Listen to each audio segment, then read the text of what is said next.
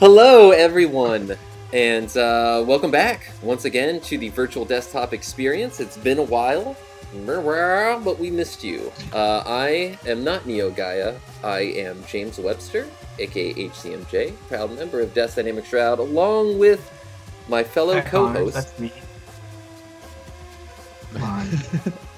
I'm Kevin, aka Quip.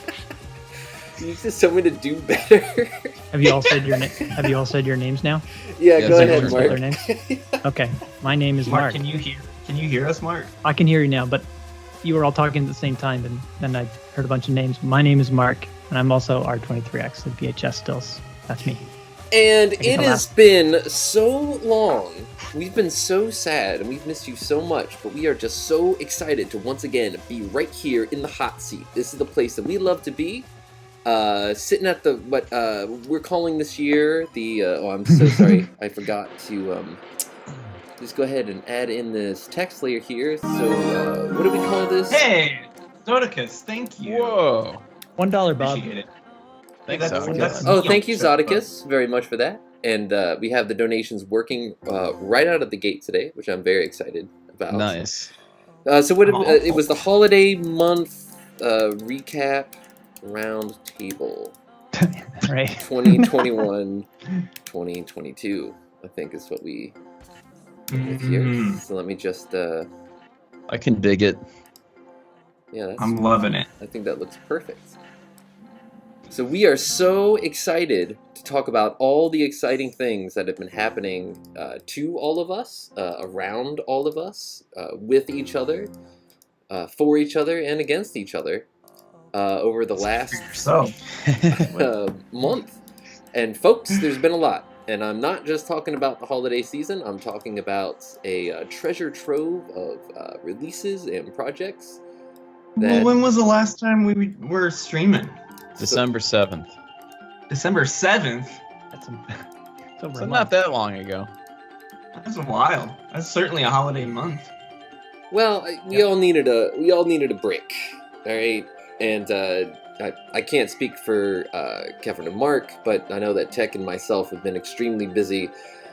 And it's been like frustrating kind of busy because we're working on a bunch of stuff that like we can't share quite yet. Yeah. Which is kind of so it's not really. Yeah. But it's cool because you we're know. just like banking it all, and at some point that's gonna pay dividends, quite literally. We will earn dividends from our stock. So it's gonna be great. So I'm gonna stop my yapping. So let's not talk about releases or projects. We'll go through a whole thing for that. But don't do drugs. Who did? Aww. Enrail with the Watching 420. Neo Gaia like a boss. Thank you very much. It is nostalgic to hear Threshold Guardian. Every time I hear it, it makes me think not only of the hero's journey, Molitovich! Thank you. And you got look at a that. really excellent Final Fantasy 15 animated thing. Yeah. Yeah. Molitovich, congratulations on beating Teenage Mutant Ninja Turtles for the Nintendo Entertainment System. Huge accomplishment. Yeah, that is a notoriously difficult game. They said it couldn't be done. We were talking about it before the stream started. Like just how extremely difficult that game is, and I specifically remember I went to a daycare center when I was a kid, and there were like 4 TVs there, and each one had a regular Nintendo, and you had like an amount of time that you could be there. You know, like you could only play for 30 minutes or whatever. But like we would try to, when like it was the next person's turn, they'd have to take over. And so we would like stagger our turns so that, people who could beat the early levels went first, but the people who were like better at the later levels would, tag in or whatever. But like just fucking no one could beat that water level. The one where you have to like get into the little things to like charge or whatever. Whoa. Rainy cake. Wow. And with that $20 threshold, you get the chainsaw pruner. So congratulations on the first chainsaw pruner of 2022. It's hard to imagine or believe, but here we are. It is 2022. So please continue if so no one could ever... It was basically just that, it was like we never beat it because that particular level just fucked us over pretty much every single time. So I was proud of Olatovich. Here's an interesting question. Mm-hmm. Do you think that game was made for children or for adults? I don't think they understood what they were doing yet. They were still trying to, nail down the sort of the game feel. Yeah, exactly. The gaming vocabulary. They were intentionally trying to make things difficult because you wanted people to continue to play the game. But it's I was thinking about that. The rental market as well. They didn't want people being able to finish the game in a weekend on a single rental. Interesting. Yeah. I mean, that makes sense. Think of all the NES walking simulators that we missed out on because of that. I used to rent Final Fantasy II, which was Final Fantasy IV, from this pharmacy video rental store, and they only had 2 copies of the game. So when I would have to return it, I would like the next weekend, I would be like, I'm gonna rent it again, and I hope I get the same copy. Oh, man. And sometimes I would get the same copy, but then sometimes. How many files do you get on that cartridge? Do you remember? Like a pretty good amount. Like 3 at least. Maybe it's just 3. I feel like most of those SNES RPGs, you get 3 files. We have another 420 from Brandon. Hey all, nice to be back. Shout out to my significant other. We saw DDS Live in New York City and had a great time. Oh, thank you so much for coming out, Brandon. That was a fun time for me and Tech as well. We had a ball in New York City. And I'm not talking about the one that they dropped. Oh, and we got a frozen Tech. So this is... Yep. I'm frozen, but I'm still here, right? Oh, good. Yeah, it's just so cold. It went away. So next time that happens, I'm going to capture that. So in case Tech starts getting lippy, I can pull up that image. Right. And yeah, that's a great idea. Oh, nope. Oh, well. No, you're good. I was thinking about the concept of like replayability or whatever, because I'm currently playing Final Fantasy VII Remake for the umpteenth time, but it's because I just bought a PS5. So now I finally joined the rest of the Neo Gaia boys. We all have PS5s. But yeah, I'm playing it in 60 FPS. Very excited about that. But I was the way that I'm playing it and the way that I wish the game was just designed is no mini-map and I never check the side quests. So I feel like that game would have so much more of an explorability factor if you didn't have little things that told you you still haven't done this quest. Like, you know what I mean? The original Final Fantasy VII, you like stumble upon stuff all the time if you start snooping around, you know? But if you have a thing that's always just be like, you're 65 meters away from this green flashing thing, and I'm missing a quest over here. I better, you know what I mean? I just don't like that. That style of gaming is gone. I'm sure there's going to be some indie game where it's like, it's so sweet, you know, but the game's going to suck because it's going to be indie or whatever. Yeah.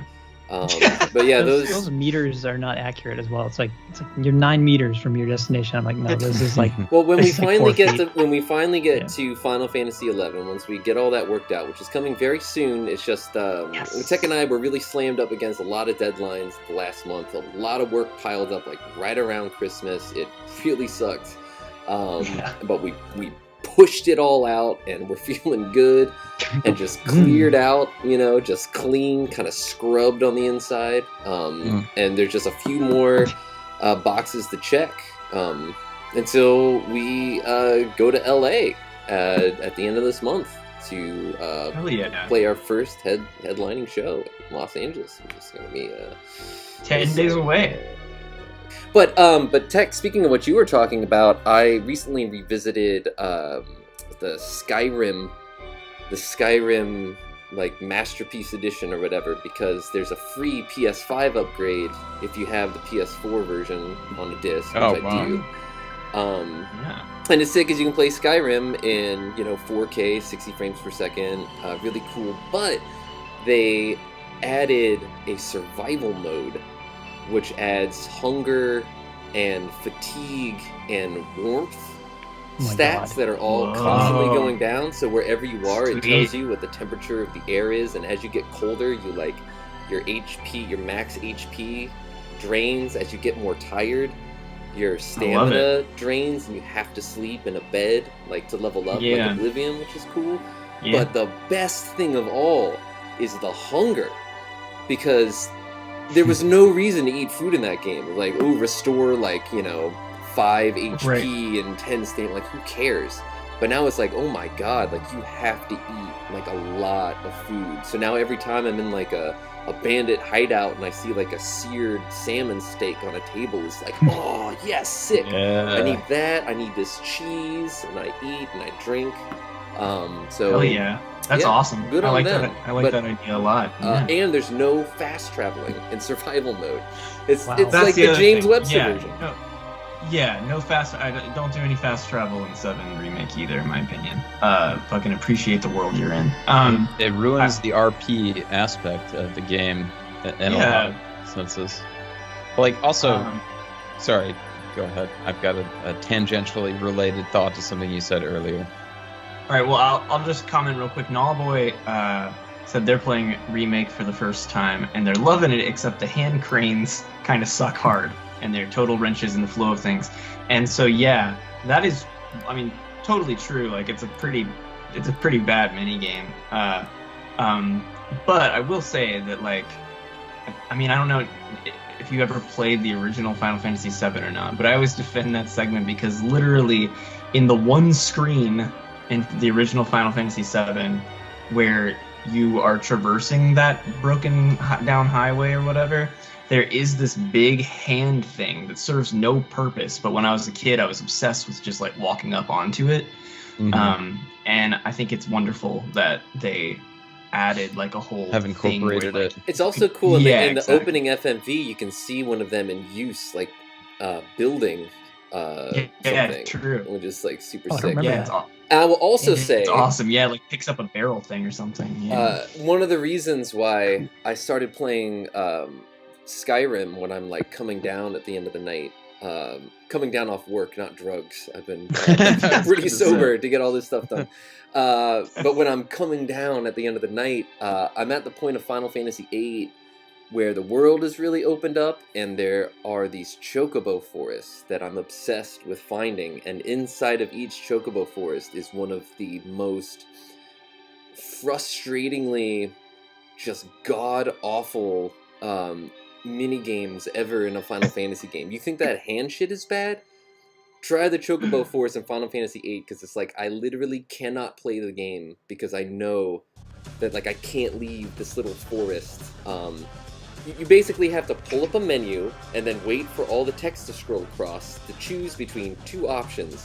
One is a Chocobo detector, which makes an audible beep, beep, beep, beep, beep, beep, which gets louder when you're near them. And then you have to hit the button, go through the scrolling text, and then select the whistle to call down Chocobo chicks. And so there will be hot spots where Chocobo chicks will fall down, and then the puzzle is, which is very poorly explained, at 40 text boxes, and you still have no idea what's going on by the end of it. You have to use the whistle to then make the Chocobos go away until there's only one left, and there's only one combination that is free from logic and completely random.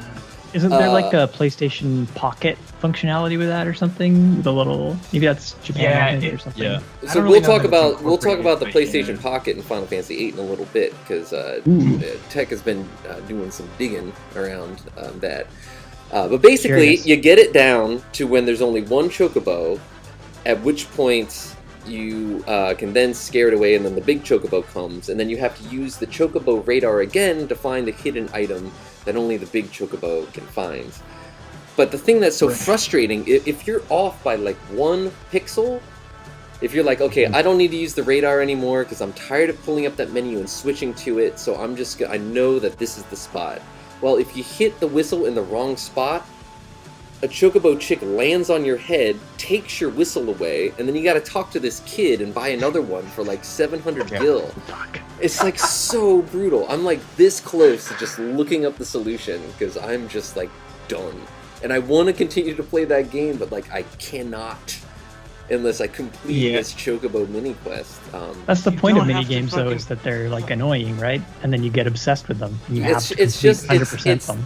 If I had just the Chocobo whistle and the radar were just 2 different buttons that I could just use, it would be fine.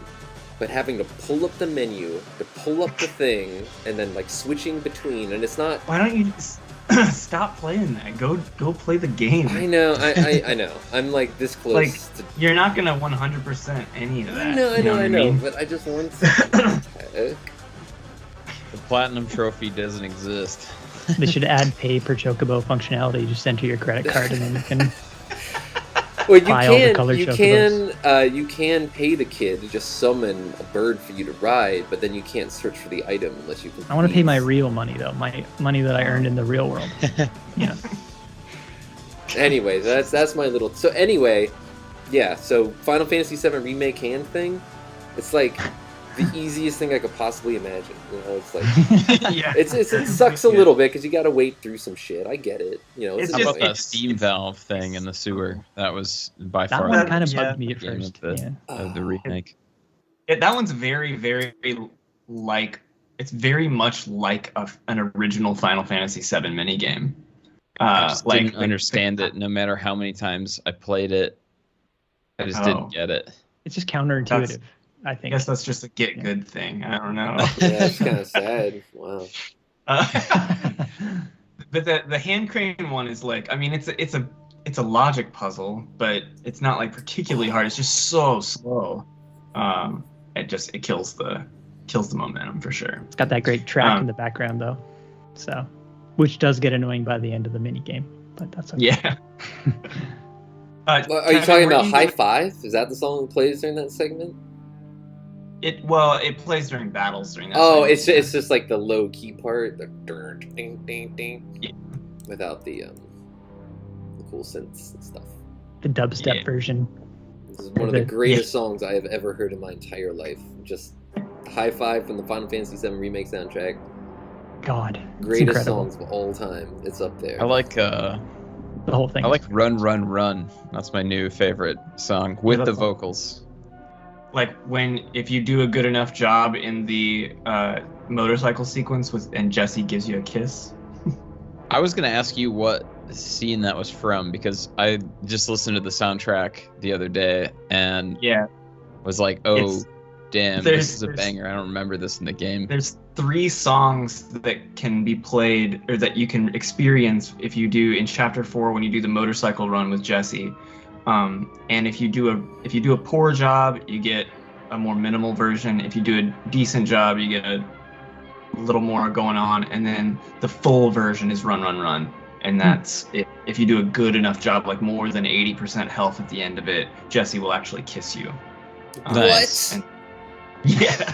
Dude, wow. I gotta replay now. Yeah. Fuck these stupid Chocobos. Gotta get back to that one. So it's funny, Whip Music says, I don't know how many topics y'all had prepared for tonight. Spoiler alert, there are 0 every time we do this. But a synopsis of the whole crypto island investigation would be a joy. It's funny you say that. Literally 2 seconds before we went on air, Kevin's punking me as always. I'm like, all right guys, get ready. we're on in 10 seconds, and he's like, all right, I think just out of the gate we start talking about crypto. No, there's not much to talk about, honestly. It's just a bunch of crypto-rich assholes that decided they're going to buy an island in Fiji, but it's really just, I think, a big NFT pushing scam. Firefest 2.0. Really ugly, horrible. It was funny because I really did spend like a couple hours researching it because I was so convinced that it was satire to begin with. Mm-hmm. It's not. Oh my god. It's 100% not. I joined the Discord server. I spoke with the moderator for a while. Excellent about it. Well, do you have any results from that, Tech, that you'd like to share with us about your journey into crypto lands? Yeah.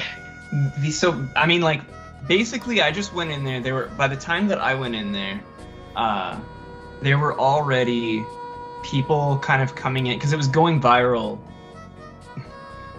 semi-viral, like, right around the time that I discovered it. So when I joined the Discord, other people had the same idea, but they just came in there to troll. And I came in there to see if I could get like a straight answer. Get some answers, yeah. Right. You see something like that, you want some fucking answer. Right.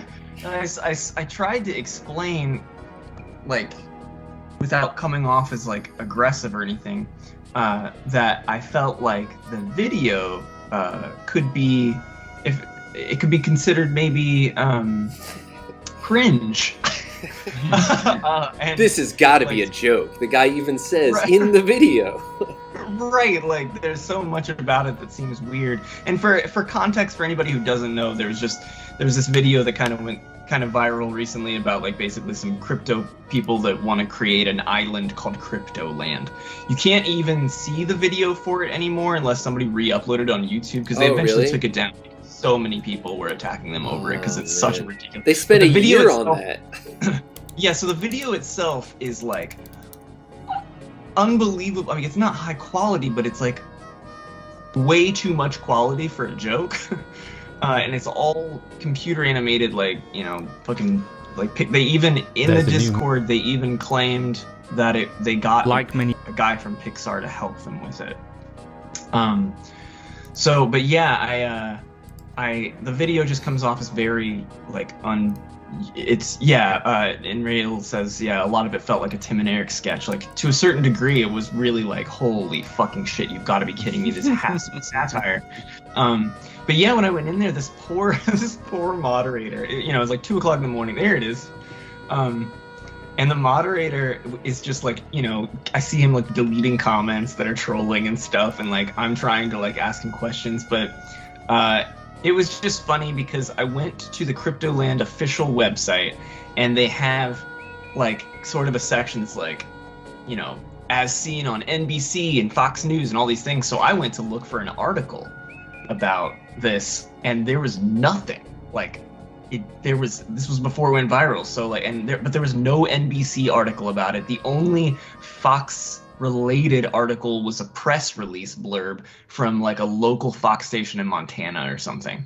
So I was like, well, why do you have these like as seen on NBC kind of shit going on if that's not real? So I asked them about that in the Discord, and also mentioned that I thought that the video could be considered cringe. And then he just outright ignored my question about NBC.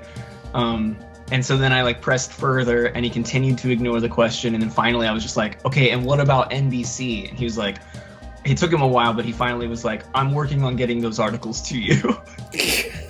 Like, classic crypto deflection. Like, we're working on it, all right? Look, it's there in the roadmap. Get this guy the NBC article. That's phase 3 of the Cryptoland roadmap. The roadmap was the craziest part because they really do have like a whole like huge PDF file roadmap of everything, and it has legalese and all sorts of stuff in it too, that it became clear to me that it's very much a real thing. However, I will say that at the end of all of my my research, I determined that what they were trying to do was they have these NFT characters that is that like stupid looking fucking coin character. They have a bunch of them, and the way that it's set up makes it look like this isn't the case, but there's like a loophole that basically there are some of these coin characters are like exclusive, and I think this seems like an elaborate way of getting those to raise in value. And it gets people on board because it's free to mint within this like thing, so but it gets people like involved in creating these characters, but like there are exclusive ones, and it feels to me like somebody's trying to cash in on that idea, and they're using Crypto Land as sort of a dangling carrot to get people excited about it. It's the ultimate carrot for like the crypto bro. You know, I mean, even this video, it's like that vision of what it is to be wealthy. Like, oh, you got to get your Lamborghini. Like, right, anyone, if you actually know about cars and you had that enough money to buy a Lamborghini, like you wouldn't buy a Lamborghini because you know, like what a shit move that is. You know what I mean? Like, yo, check out my Lambo. You know, it's like. Would you get a McLaren instead? Well, I would not. All right, there is a school of thought that believes that is okay, but I don't think so. I think the coolest thing you could do is get like an old, like famous Porsche. You know, like like Steve McQueen's Porsche from like 1972 or some shit. You know, like that to me. You know, more like the Jay Leno style douchebag car guy. I would buy a 2018 Toyota Corolla in cash. Hell yeah. Oh man, but you know, I'm just watching this video, and they're talking about they're going to build these 60 houses and all this shit, and it's just like, you know, just being the manager of a small like house museum in Philadelphia, and how much money it costs to just like manage and staff and maintain such a small property like that is connected to all like the city services that exist here in Philadelphia. You know, it's like what they're talking about doing, it's like a multi-billion-dollar development project. You know, like they're creating infrastructure on a deserted island in Fiji, and like who's going to staff it? It's like such a child idea. It is like an idea I would have in like the 8th grade. Like, oh, I'm gonna have an island with like 60 houses, and all my friends are gonna, and they'll have these like digital frames that will show your NFTs on them. We'll like get that information ahead of time from you. We'll get your tokens ahead of time. It's like fucking insane. And it's like, you know, these people, they probably made a decent amount of money selling NFTs and selling crypto. Maybe they have, you know, even if they have $1 million, you know. Even if they have $10 million. Even if they have $10 million. They're so far away from this even being remotely feasible at all. You know, it's like those monkey NFTs are like, what, like $40,000? Like, right, like you'd have to sell like thousands of those. You know what I mean? All my apes gone. Yeah. Anyway, so that's Crypto Land. It was a big fun thing, and I think it was Luke Eyeliner who broke that story. Wasn't it? That story. Yeah. So that's where I saw it. Yeah, on Twitter. Yeah. So and we like actually talked about crypto then. We made a mistake and talked about crypto for a bit. Their idea of paradise being this beach with like a shitty arcade in it. Like one club. Oh man. But he falls in love at first sight. Like this video promises you that if you come to Crypto Land, you will meet the love of your life, and she will be this docile crypto loving babe. And this coin will just be hanging out in the background. Yeah, it's with like this like child's drawing of like outer space behind him. What the fuck? But yeah, these are the people behind it. If you watch past the Crypto Land presentation, like they show all these the crypto bros that are like, oh yeah, I could totally get into this. They're checking their portfolios. This guy, look at my charts and graphs. Yeah. I'm so into making money. God, like my whole life, I'm a new millionaire. You know, I decided I'm going to make $1 million, and deciding that was the first step. Well, somebody told me, I thought this was funny. I think there was somebody in the Discord told me that they were somebody in Ohio. So they went to some show, and they were talking about Death's Dynamic Shroud. Somebody was aware, but somebody was like, like somebody basically did not like the other guys are cool, but fuck that Tech Honors guy, because I was into crypto. So to clarify, I would just like to let that person know, if you're watching, that is extremely true. I love NFTs. I'm probably the only member of Dynamic Shroud with a wallet. Yeah.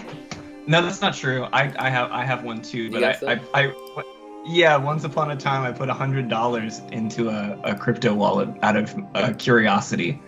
And then it's now like 217 or something, but it just sits there. I'm very content falling into zero eventually, but maybe not. Maybe it'll. Yeah, right before I quit my job, I put. This was before NFTs, by the way. Yes, yeah, before all that. But right before I quit my job, I put X amount of not a huge amount, but like an amount that I was like, okay, now that I'm still getting a regular paycheck, this is the last time I can like do this and not think about it.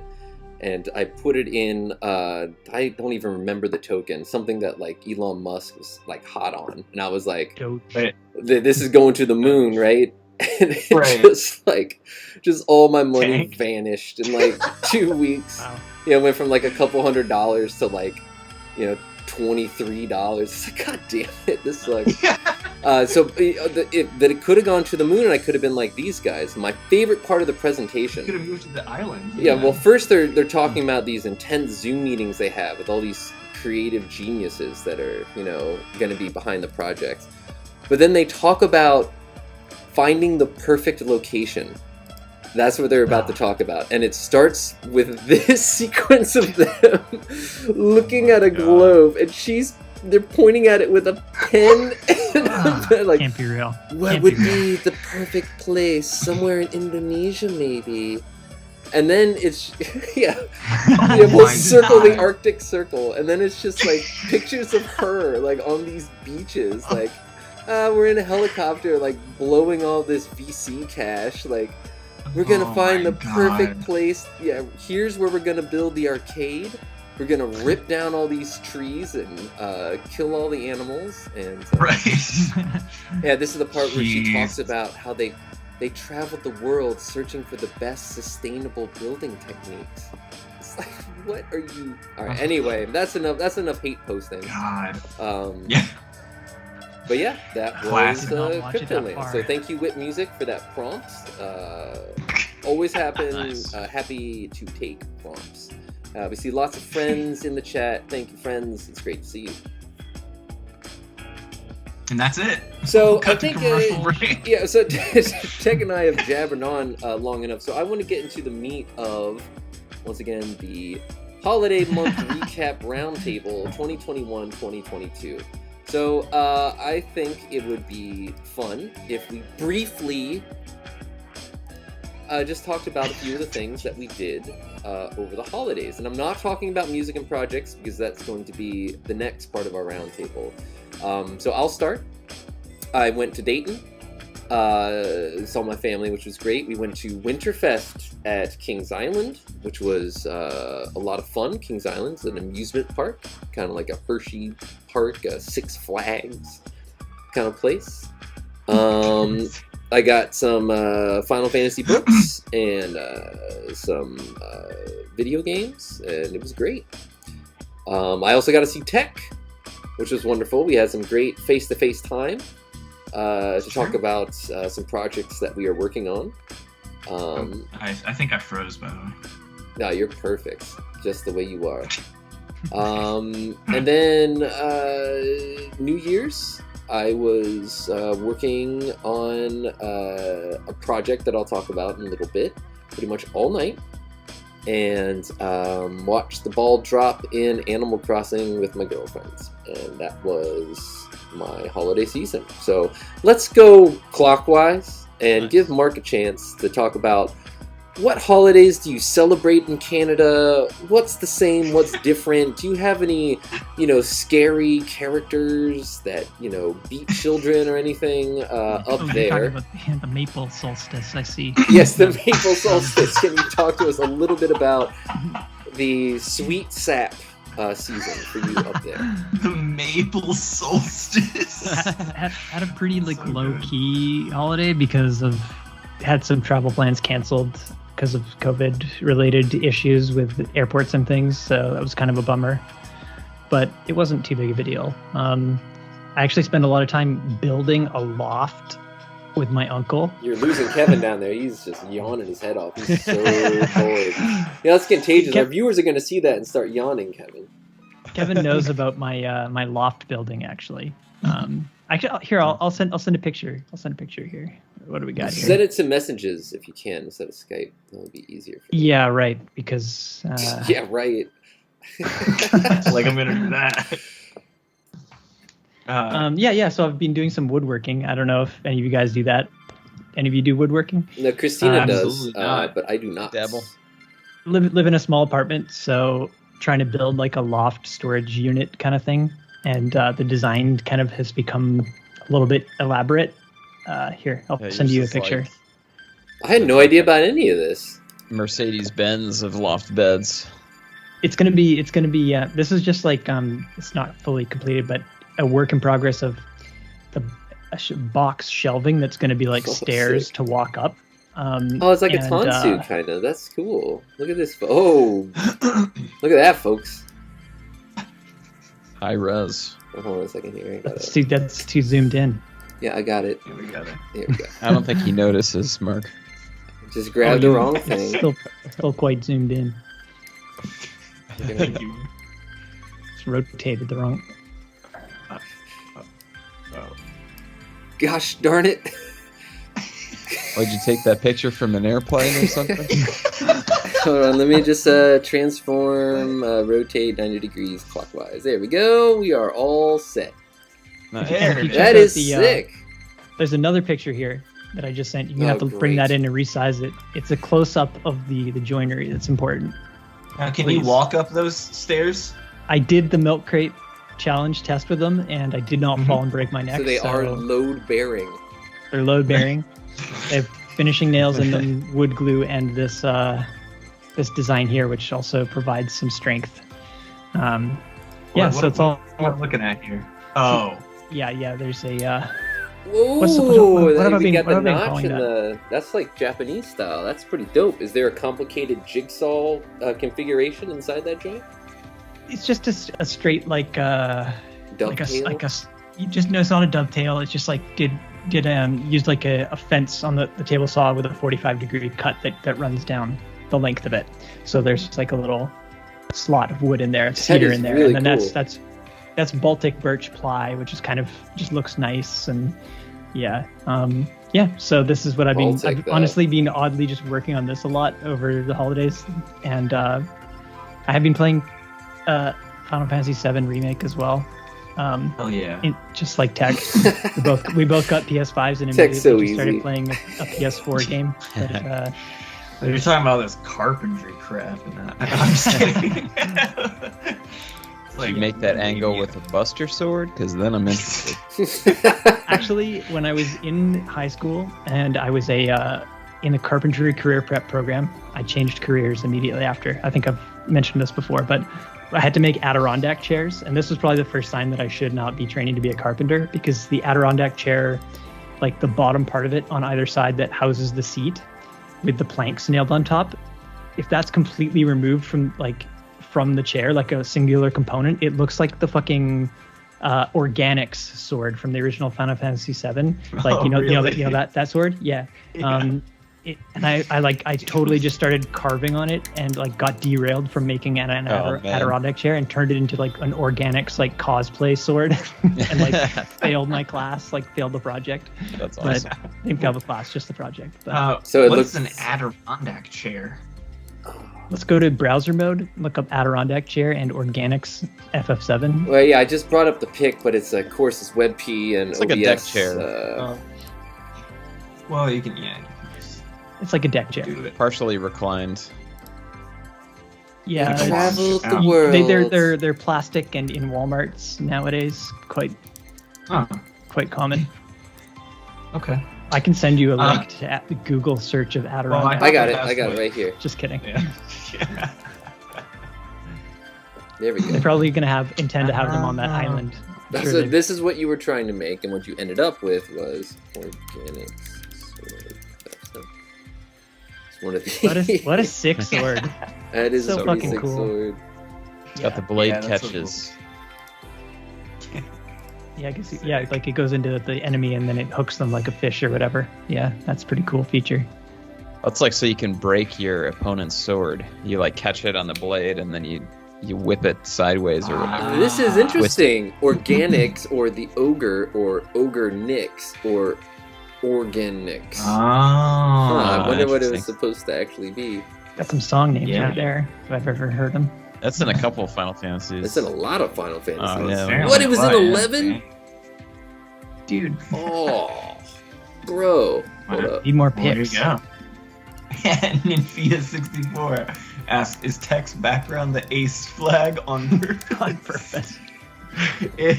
There's in Skype mode there are they have a handful of backgrounds you can choose from, and they have a very extensive pride section with a bunch of different, like, it's not actually an ace flag, it's like some shrubs and flowers or something, and I just was like, oh, I picked it. It's just this special occasion though. I usually use this other like office looking one. Oh, cool. So here's a report for organics from Final Fantasy XI. Of course, these were posted in 2008. It says, good sword period if just using a sword. Just look at that damage rating. Compare to the one-handed axes at this level. Cannot be sold on auction house. There you go. Well, there you go. And here's a picture of someone with it. That's what I was looking I'm for. curious. Oh, it doesn't look as cool. It looks like a saw. It's like a hacksaw. Yeah. Well, Yeah. I don't like that. Final Fantasy XI is a little more grounded in reality than 7 is, alright? Nah. This fantasy is based on reality. Where we wear hats like this, and so... Anyway. Well, Kevin, how was your holiday month extravaganza? It was alright. I feel like it just kind of went by in the blink of an eye. Went home for Christmas and spent it with my mom and dad, and that was about it. Just pretty chill, pretty quiet. It's family time. And that's one of the things I love the most about the holidays. It's time for family. Yeah. Your dog is really cute. Your family dog. Ziggy. Yeah. He's the best. Now, is he named after the David Bowie character or the Sunday Funnies character? I named him after the David Bowie character. Nice. I threw the name out when my parents were looking for a new dog, and they liked it enough to keep it. So. Is he well hung with snow white tan? He, I don't know about the well hung part, but he's like an Australian Shepherd, so he's a fluffy white. I'll send a pic to the. Yes. We won't be showing dogs on this stream. No, thank you. Yeah. No dogs. Okay. Check dogs. Kevin's Twitter account if you want to see a picture of a dog. NFT metaverse dogs are okay, but no real dogs. Does he have the light blue eyes that Australian Shepherds have sometimes? You know what? I couldn't tell you what color his eyes are. Honestly. Never looked at him before. He's got this thing about looking a like dog that. in the eye. Yeah, He just never knows doesn't. what's gonna happen. Still attacked. Yeah. Yeah. See, Pure Slush said, "Save it for dog hour." So, Tech, when you weren't traversing the Ace Playground area of the metaverse, which is pictured behind you, Oh my God.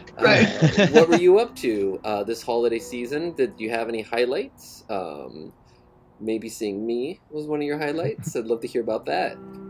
I saw my friend James. No, I did pretty normal stuff, I think. I went to my mom's house, stayed there on Christmas Eve into Christmas Day, went to my dad's house after that, watched some football, felt like Thanksgiving.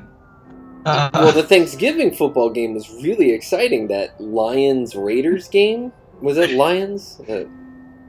Okay. Cowboys. I'm about to go on a fucking rant. Okay, right? yeah. Because Hashtag rant time. Sports. Get this, okay? So Sunday was the last football game of the season before they go off to the playoffs, right? The way that things worked out was that the Raiders, the Las Vegas Raiders, as they are, and the San Diego Chargers. Well, I'm sorry, they're the Los Angeles Chargers now. I forgot. So Los Angeles and Las Vegas. If they were to tie in the final game, this. Yeah. If they were to tie, then both of them would go on to the playoffs. All right. And the thing was, they played each other. Get this?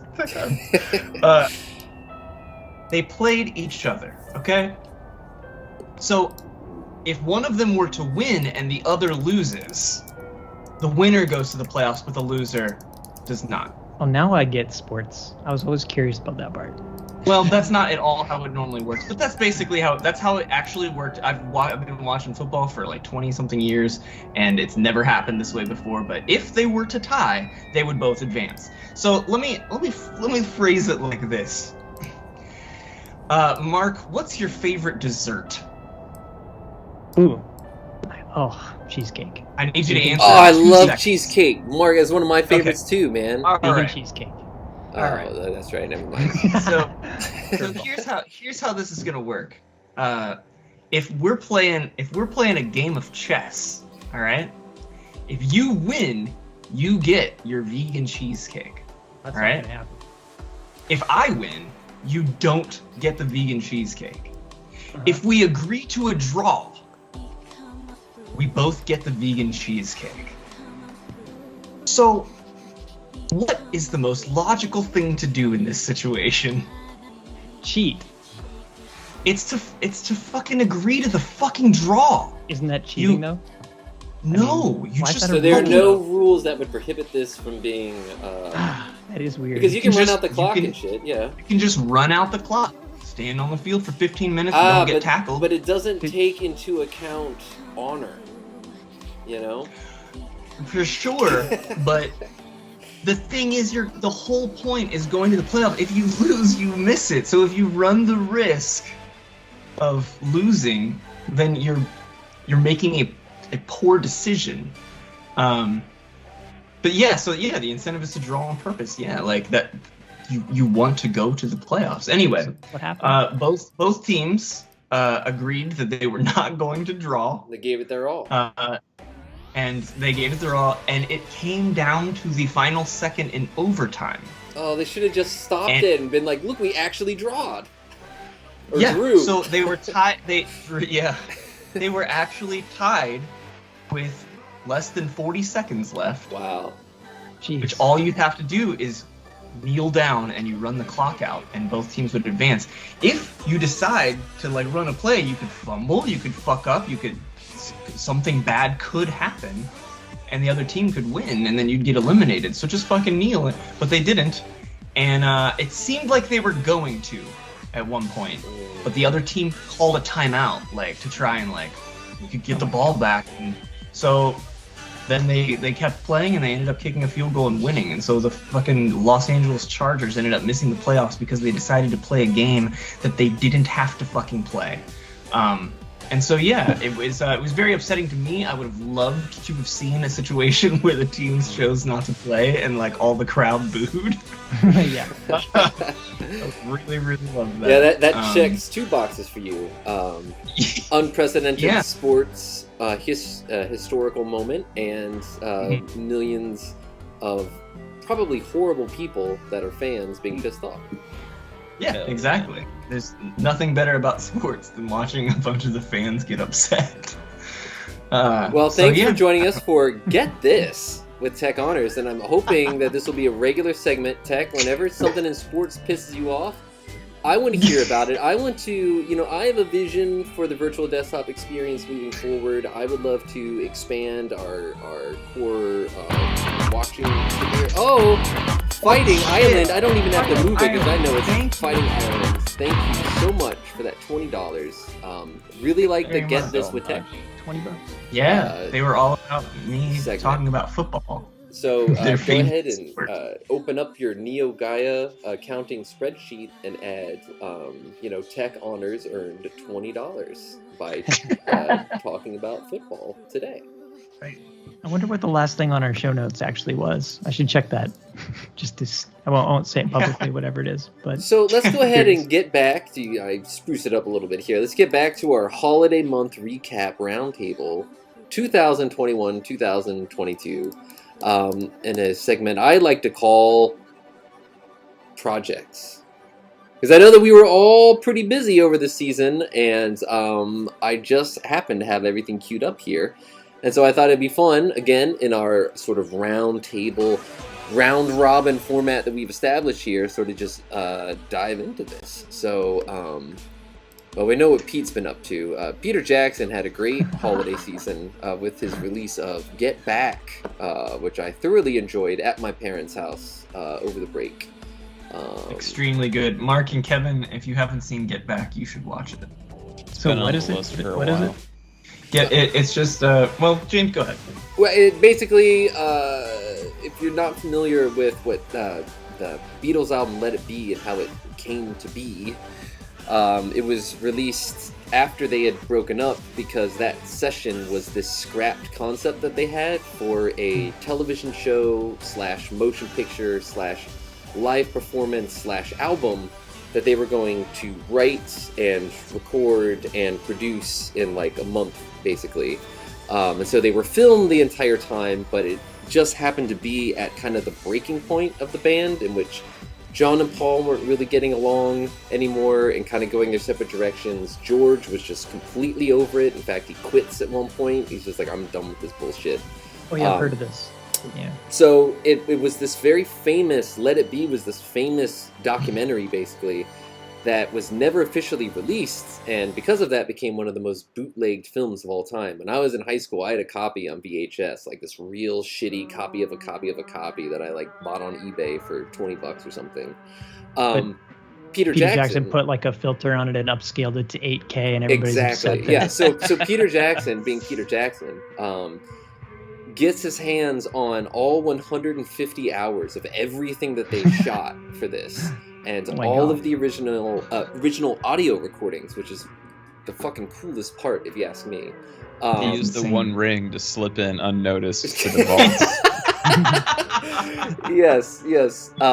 And so he puts together his version of this documentary, not as it would have been in the late 60s, as, the Beatles are making an album, but as this historical document. Here's the Beatles and their creative process and the turmoil that led to their breakup, and you get to watch them writing all these songs like almost from scratch at some points. And they're writing a lot of stuff that would later be on Abbey Road that are just like, Ringo's writing Octopus's Garden. He literally has just like 2 lines and 2 chords, and he just laughs. I'd like to be under the sea in an octopus's garden in the shade. And he's like, that's all I got, and like laughs. And then George comes over and is like, what if you tried to do something like this? Anyway, it was really nostalgic and validating as someone who was in a band for a long time. Not that our band was as important or as good as the Beatles, but it was though. But the process of like what band practice was like, what recording was like, it was like, oh wow, like this is what people have been experiencing for decades and decades. Like even if you're at the level of the Beatles at the height of their career in the late 60s, it's still the same fucking shit that we experienced in like Gus's basement, just like a lot of goofing off and like writing joke songs and doing jokey covers. And like from the outside you might look at it and be like, oh, these people aren't taking it seriously. But like having been through that, I just know you understand that like you have to do that. It's the only way that you can like mesh with each other is by just like making it all a joke, especially when you're under like immense pressure and you really have to get the shit out.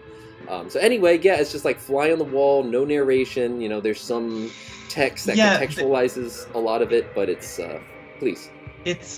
I think like for a lot of people, like if you aren't familiar at all with like the concept of bands just being a band and like sitting around and writing things and like a lot of repetition, like hearing the exact same thing over and over again, a lot of just like sitting and waiting for stuff, like a lot of like discussing small minutia and things like that. If you're not really like keen on like that kind of stuff, you actually may not like it at all, like the whole documentary or whatever. How long is it? Sorry. I mean, it's like 7 hours, I think, over split into 3 chunks. But yeah, it's very long, and it is very like, I mean, you hear like "Don't Let Me Down" probably like fucking 14 times. Or don't bring me down. Sorry. No, don't let me. Don't let me down. What am I saying? Don't let me down. Yeah, God. So I was thinking that song is so fucking good. They didn't even freaking release it. But yeah, so like, it was Nathan's like, sounds like a movie I wouldn't like then. Horrible attention span. Yeah, but I mean, like, as somebody who was in a band and like literally did all that, and a lot of it is just like, I think I said to somebody that it seemed to me like Yoko Ono is like a fucking hero in the movie because she has the fucking patience of a saint to just sit there on an amp for all day. She just wants to be close to John, you know? And it also, it dispels that myth that Yoko Ono broke up the Beatles. And Paul, there's this amazing moment where Paul even jokes about it. He's like, it'd be a funny thing if in 50 years people say that the Beatles broke up because, you know, Yoko sat on an amp, you know? And like, but that's like exactly what happened, you know? Yeah, he literally says that. It's blame the poor woman. He's like, come on, they're just young lovers. They just want to be close to each other. It's fine, you know? And they all got their girlfriends. You can tell that's how it is, too. Yeah. Like, I mean, they're in their like late 20s. Early 30s, at that late point, 20s, yeah. Early 30s, yeah. Awesome. So the time capsule thing going on there. The entire span of the Beatles is so wild. I mean, it was like, so short. It's so short, and the material, the density of the material released is insane. You know, like those early years, there's 2 to 3 full lengths per year. You know, that's pretty much that way. And that's why they go into this project. Albums. They go into this project with like the most like obscene, absurd notion. Like, yeah, we're gonna just write an album, record it, and be videotaped, or filmed the entire time, and then we're gonna have a live show. We haven't played a live show in years, but we're gonna do it because we're the Beatles and we can do anything. For me, what I love the most over all of it was that it truly captures in any creative journey that you're on, where you have, there's like the difficult getting started, and then there's that euphoria when everything just clicks and you can see like everyone's working together and they're all having good ideas and it's all coming together and they're so happy. And then that dip when you have to push and like fucking get it finished, and you're just so tired and you're so miserable. And I've never seen a piece of media that like captures that arc of the creative process that Tech and I have certainly been feeling, and Keith, with the new Dynamic Shroud album. You can just imagine the way that those rooms smell. Oh, fucking everyone smoking. One of their hair, take a look at anyone's hair in any of those scenes. Not a hint of it's shampoo. Funny, they come in, you can tell when they've showered that morning. It's like, John showered last night, his hair's all poofy. Anyway, like John's like 2-day wearing, he's like, oh, I'm wearing this for continuity. It's like, oh man. And it's also funny because George is all like Eastern spiritual, mystic, awoken, but he's the only one, he like sends like a page out to go buy him like a specific pair of shoes because he like wants to look a certain way. It's like, oh man, you're just like the rest. You're just like the also rest. There's cute scenes of them reading the tabloids and reading the paper every day about themselves. It's like the 1960s version of checking Twitter. It's like the same reactions. Yeah, just way slower. It's the same shit. It's beautiful. I love that. It's like When they watch Terrace House on Terrace House. Yeah. So big thanks, big shout out to the man pictured here in the browser. That's Peter Jackson in his Return of the King cameo for making that happen. So. Oh, I thought that was a TNG screen cap. Close enough. Yeah. So let's dive right into it. Tech and I have had several releases. We'll get these out of the way first. Tech was mostly responsible for this sick ass. Can I say that on air? This sick ass remix of Vitesse X's Potential Energy, label made Vitesse X. Tech did the whole song, and then I just like mastered it in a night, so he should get full credit for how sick and awesome it is. If you haven't heard it, get on Spotify, start streaming it, and just put that on loop. It helps all of us. There's even like a music video for it that Adam Kane helped make. That has a really good sort of VHS aesthetic. It looks awesome. Really sick. Yeah, it looks really good. It is a great song, great original song, great remix, sick video. Cheers all around. Thank you, Tech, for taking care of that while I was otherwise occupied. And that's not all that Tech has been up to. He also released A Quiet Reset, which was the second album of year 2 of the Tape Club, but it was the December album of 2021 of the tape New World 2021. Is that New World? Time. Season 2.2. This album is awesome. It's a bit of a downer, but it's one of my. But hey, you know, it's very. Lots of original composition, sandwiched between a lot of other stuff, and Tech just kind of doing his thing. Lots of singing in that really, and when Tech gets in these moods and he makes these like, it's almost like it's very personal. It's like he's sitting next to you and just like, I'm going to tell you exactly how I feel, and you're like, whoa.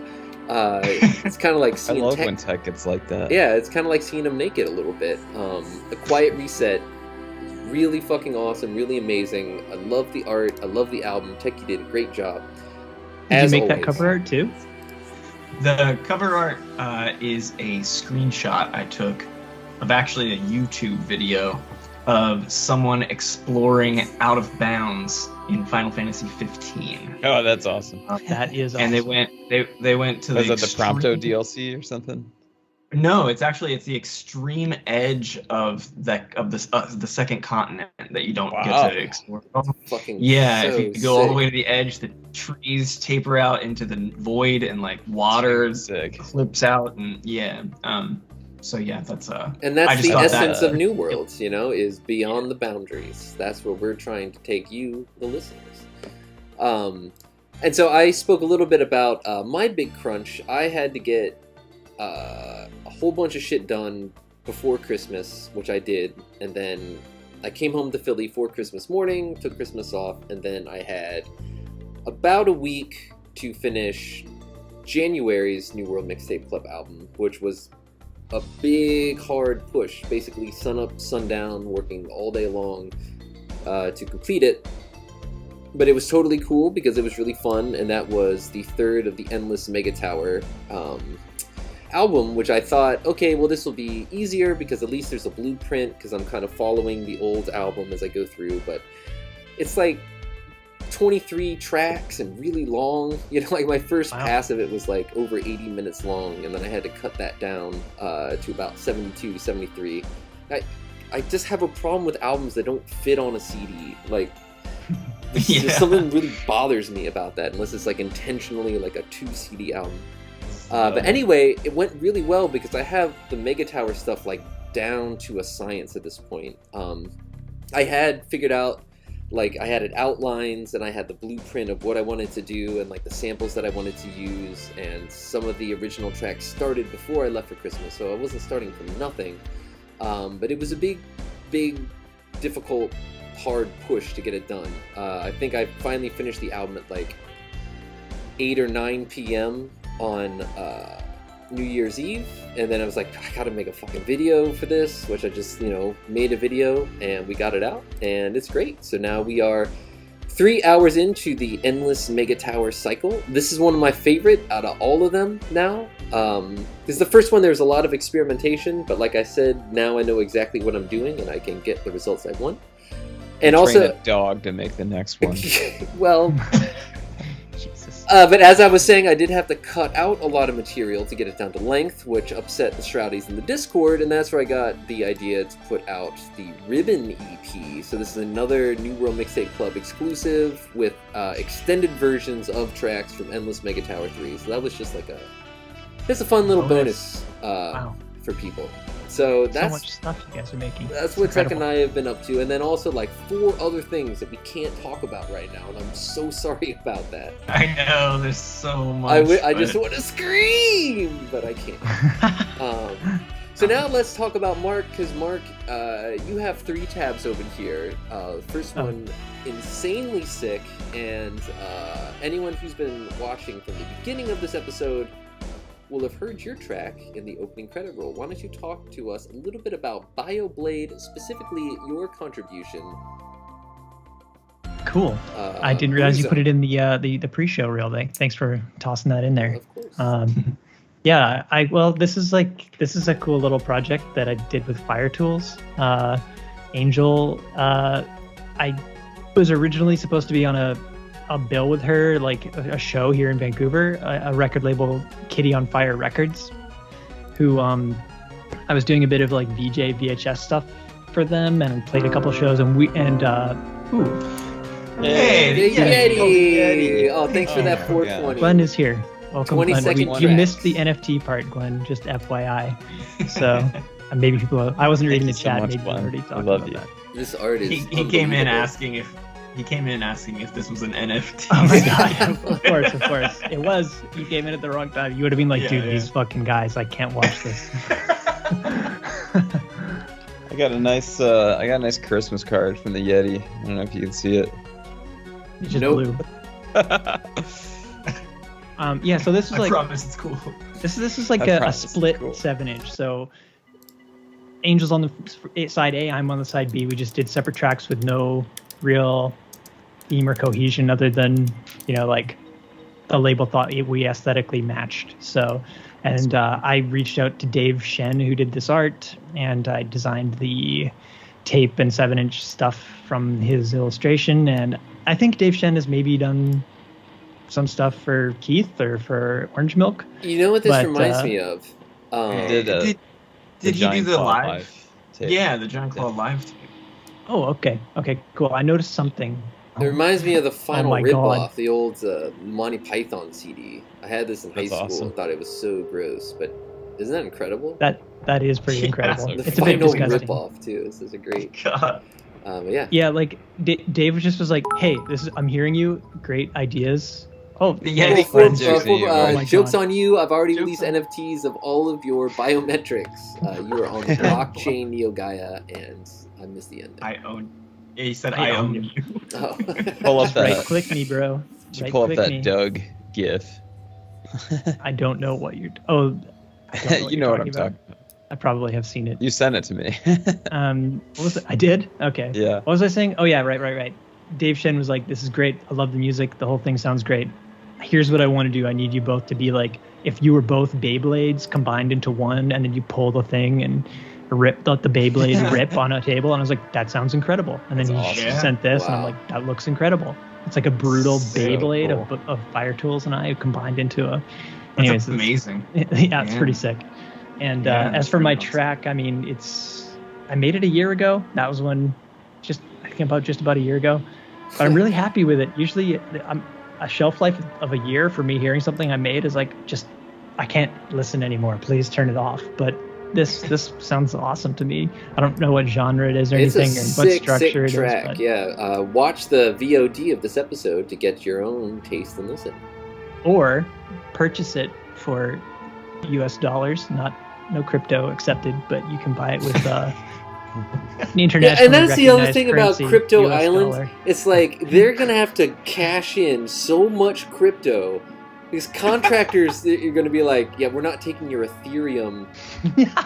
I'm sure that this NFT is worth 40K, man, but like we need cash. We need cash money so they can make their jokes about shitcoin and like the little dollar bill toilet paper. But bro, how else are you gonna build Crypto Island? How are you gonna get it done? How are you gonna get it done? Because actually spending money is not a use case for crypto. If anyone you can't figured that out yet. You can't just give an IOU with a drawing of an ugly monkey on it.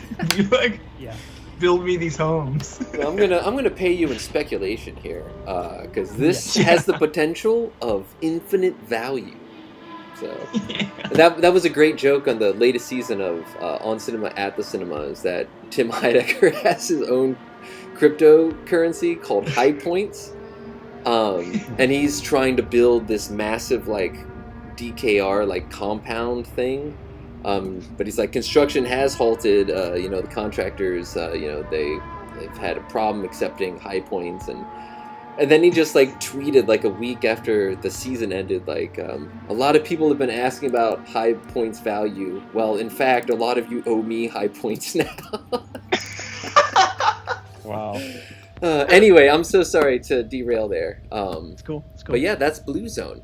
But that's not all Blue Zone, that Mark has been up to. So yeah, check out fire-tools.bandcamp.com, and maybe on streaming services too. Yeah, it's on streaming services, or you could just Google Kitty on Fire Records. My song is called Blue Zone. And cassettes are still available. Oh, sweet. Cool. Yeah, I haven't actually been... It's nice to release something and have somebody else take care of stuff for you. That is just the fucking best, man. Yeah. Not have to deal with all the details. So it's not a ripoff. And Monty Python is my other release. Yeah. The record sells and ships, and you don't even know about it until months later. So why don't you talk a little bit about what the heck am I looking at here, Mark? Okay, so I'll keep it real brief here, but down in Aurora, Illinois, where the Yeti's based, they opened up an arcade. It's called Yeti Station, and it's kind of designed after, Japanese train stations, convenience store vibe, and it's actually the most incredible fucking thing ever. And I made a jingle for when you walk through the door. It plays. Maybe we already talked about this last month, but I made a jingle that's sort of based on the Family Mart theme combined with like a JR station jingle. And they're affiliated with the Yeti.com. Yeah. So it's like they. I mean, Glenn can elaborate here. Glenn could donate 69 cents and write a huge blog. So it's a physical manifestation of the metaverse, is what I'm hearing. Oh my god. But yeah, it's a real fucking arcade. Mike, the co-owner with Glenn, he just been collecting pinball and arcade and has really good taste. And together they fucking set up this amazing arcade. And Jason Cryer did all the design, branding for it. But that postcard that comes with this acrylic stand, which is a fun little toy version of the arcade, it actually can be played on a record, a turntable. So that's a Flexi disc 7-inch postcard that plays the jingle. That's why it's so cool. Yeah, if you put it on there, it's 45 RPM, and you just on the side with the Yeti's face, it should say, like, on the postcard with the Yeti's face on there, it should say like 45 RPM, and you can just put the needle on there and on the postcard, and it'll actually play on a turntable. So and you can choose which game he's playing. That's so fun. Oh. Yeah, the whole thing is turned out fucking sick. Honestly, I'm really, really happy with it. That's awesome. There's the jingle I see. There. So yeah, it's a postcard that on the other side plays the music. I need to get down there. Yeah. That's really sick. Dude, I would love to go down there. Yeah. Like that. Yeah, I can have a $50 tier for the Tape Club where you get a playable postcard. What's the turnaround time on those boys? they're lathe cut, so it's not like super long vinyl wait times. So yeah, it's pretty good. Wow. But they're not as high quality, and you're limited to like 6-7 minutes on a side. So FYI, that's a bit awkward. If you're doing like 80-minute albums with bonus content, like you just said, this is like 4 minutes what I'm showing you. Well, so. just take the full album and then put it into Ableton and then just cut it down, so it's only like 5 minutes long. Scrunch it up and cram it on there. Yeah, long and then fade out. And then get a record player that plays it like 1 RPM. Oh, I see. Yeah, it does have Polybius freezer. here, which of course is the urban legend about the game that CIA was using to mind control, which they made into a real game. And Trent Reznor heavily featured gameplay footage from that game in some music video for some reason. I remember that. Wow. Awesome. I forget which one, but it's a great game. You can play it in VR. It's kind of like Tempest 2000, like it's like a, you know, that kind of situation. So that's great. So award-winning composer and secretly the busiest artist in Neo Gaia, Mark Younger. Actually did win an award in the last month. See? Okay. Let's hear about it, buddy. It's I don't even know how to find it. It's they got like all their branding, like their laurels are like Cthulhu inspired, which I just think is fucking dumb. Personally, but I shouldn't go on record being like these people gave me. Type? Yeah. But it's like thanks for the award, you fucking. No, it's actually it is a cool festival, and Fighting Island. I just didn't mark like on a board ape NFT. Oh my god! Shit. If they did NFT awards, I would be upset. Trophies. Yeah. Oh, my ape's gone. Yeah, it's a Utah international film festival. It actually has an alternate name too. I can't remember what it is now, but we did get best music at that, which is really great. Well, congratulations. Awesome. Thank you. Congrats. Anyways, so that is not all that you've been up. We're not even done with you yet. You want to? This is the tip of the iceberg. Oh, yeah. So you've also been doing a one... whole branding suite for Games Done Quick, haven't you? So let's hear a little bit about that. I'll keep this one quick. But at Games Done Quick's going on this week. It's it happens twice a year. It's pretty much the biggest Twitch stream, I think, at this point. Biggest charity event. This is the biggest charity event for Prevent Cancer Foundation. And if you check it out at gamesdonequick.com, it's speedrunning all week, 24/7, and you've done awesome. All the branding for it. Not all the branding, but each year for the past 6 years, I've been coordinating with artists and creating a collection with the Yeti, and I've been doing the event shirts. I may be passing this torch on to some other artists for the main tee, but this time I put my mark on it with a VHS glitch style. It's beautiful. And so go to gamesdonequick.com and donate and watch them play Final Fantasy VII Remake Intergrade in like 20 minutes or something like that, and buy some shirts and donate to charity. And yeah. So it's been another just a huge month. I would say that's pretty huge for all four of us. And now it's time to dive into Kevin, who you might ask, where does he find the time in the day? If you saw his tweet about the games that he has completed this year, as well as all the work that he has done. Pretty impressive, Kev. Let's jump right into it with Expansion Pack. What can you tell me about Expansion Pack with this lovely little tab here? So this is a collection of all the it's meant to be an expansion pack for Cursebreaker, and it's a collection of all the remixes that were on the 7 inches and the digital releases for Cursebreaker, all in one place, featuring everyone here actually.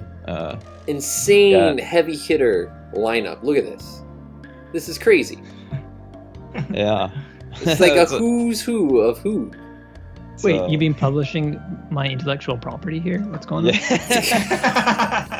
As I said in the original preview video, it features everyone in the vaporwave scene worth fucking with. Nice. So then the final 4 tracks are it's like ambient incidental music that takes place in the Cursebreaker universe. So these are like new-ish tracks that are like kind of done in the style of Synthetic Core 88, whereas it's less like, you know, melody and songwritery and more just like, you know, background music. Less Final Fantasy, more World of Warcraft. Yeah, I guess. I don't mean that in a bad way. It's just, you know. That illustration is done by Sarah May out of Austin. made that little cute little equip character for the last like pre-COVID show that I played in Austin at the Electric Church, and let me use it for the Demon King T design. And then I thought up that little acid tab idea when I was in the hot tub at the gym. Just kind of came to me. And then it's funny because George posted that DDS. Oh, so that's unrelated. That was just a coincidence that you both had acid tab. We both. Yeah, he posted that like a couple days later, and I was like, "Did you like see my release?" And like, you know, did we buy the same like acid tab mock-up PSD from this website? And he was like, "I honestly didn't see it, and I just also had this idea too." And I was like, "Oh." So I gotta say, just on a personal level, Kev, I love the lateral expansion of the Cursebreaker X universe that you've been building out over the last how many years now? You know, but like there's a couple of years now. It's like so many, like so much additional It's got to be material. done now. Well, yeah, I mean it's time for I've milked that but it's cow. Cool. It's like the you know, Final Fantasy VII compilation. 100%. Yeah, yeah. compilation. Yeah. It's like Zach and Angeal. Yeah. Hey, Zach is a great character, Mark. I don't want to hear it. That'll be for episode 2, 2020. You need to figure it out, okay? Nobody else from those games is good. Well, he's a great guy. Well, that's his only character. He's a great character. But getting back to Kevin, you know, the more that you build out this universe, the more excited I get for, you know, Cursebreaker 11 or, you know, or what, you know, the new curse or Cursebreaker 11, whatever it is that comes next, because I just know that will be like the vanilla starting point of something huge and expansive, the same way that Cursebreaker has been. And I think that, you know, establishing yourself as a world builder is about the best thing you can do as an artist, because it gives you the freedom to swim around in these ideas for as long as they take for all the best ones to rise to the top, and even, you know, some not great ones to get developed enough to a point in which they're good.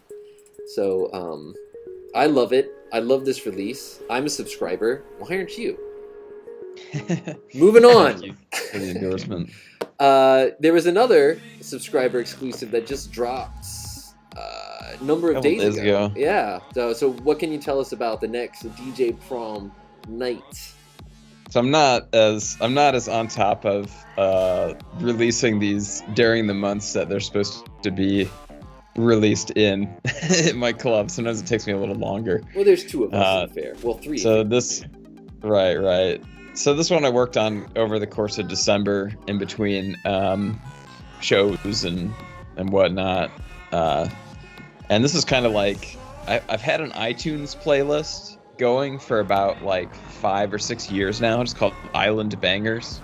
And it's basically like any like 6 songs with like shakers or like steel drums or like, you know, like tropical sounding like vacation music.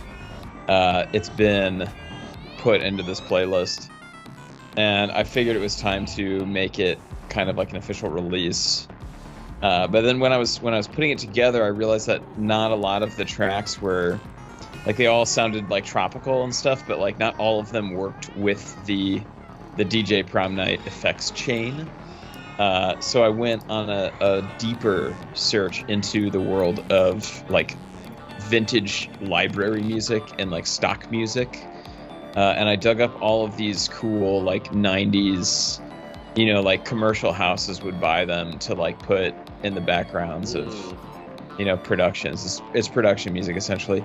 So I found like so much good stuff in there, and literally just spent hours and hours and hours combing this stuff, and kind of augmented the playlist that I had until it kind of gelled together in tone. So yeah, this is kind of like a nice taste of paradise in this cold December frosty. Yeah, speaking of steel drums, earlier today, I had the Cantina Band music from the original Star Wars stuck in my head, and so I played it and listening to it, and like, that song is so hot, man. Like, it's hot. Yeah, like, that song is hot. Dude, but the steel drums are like a very... That's not my Boba Fett. I don't care. Whatever. Here's one thing you guys need to listen to though. Lapti Neck. Do you guys know that track from Star Wars?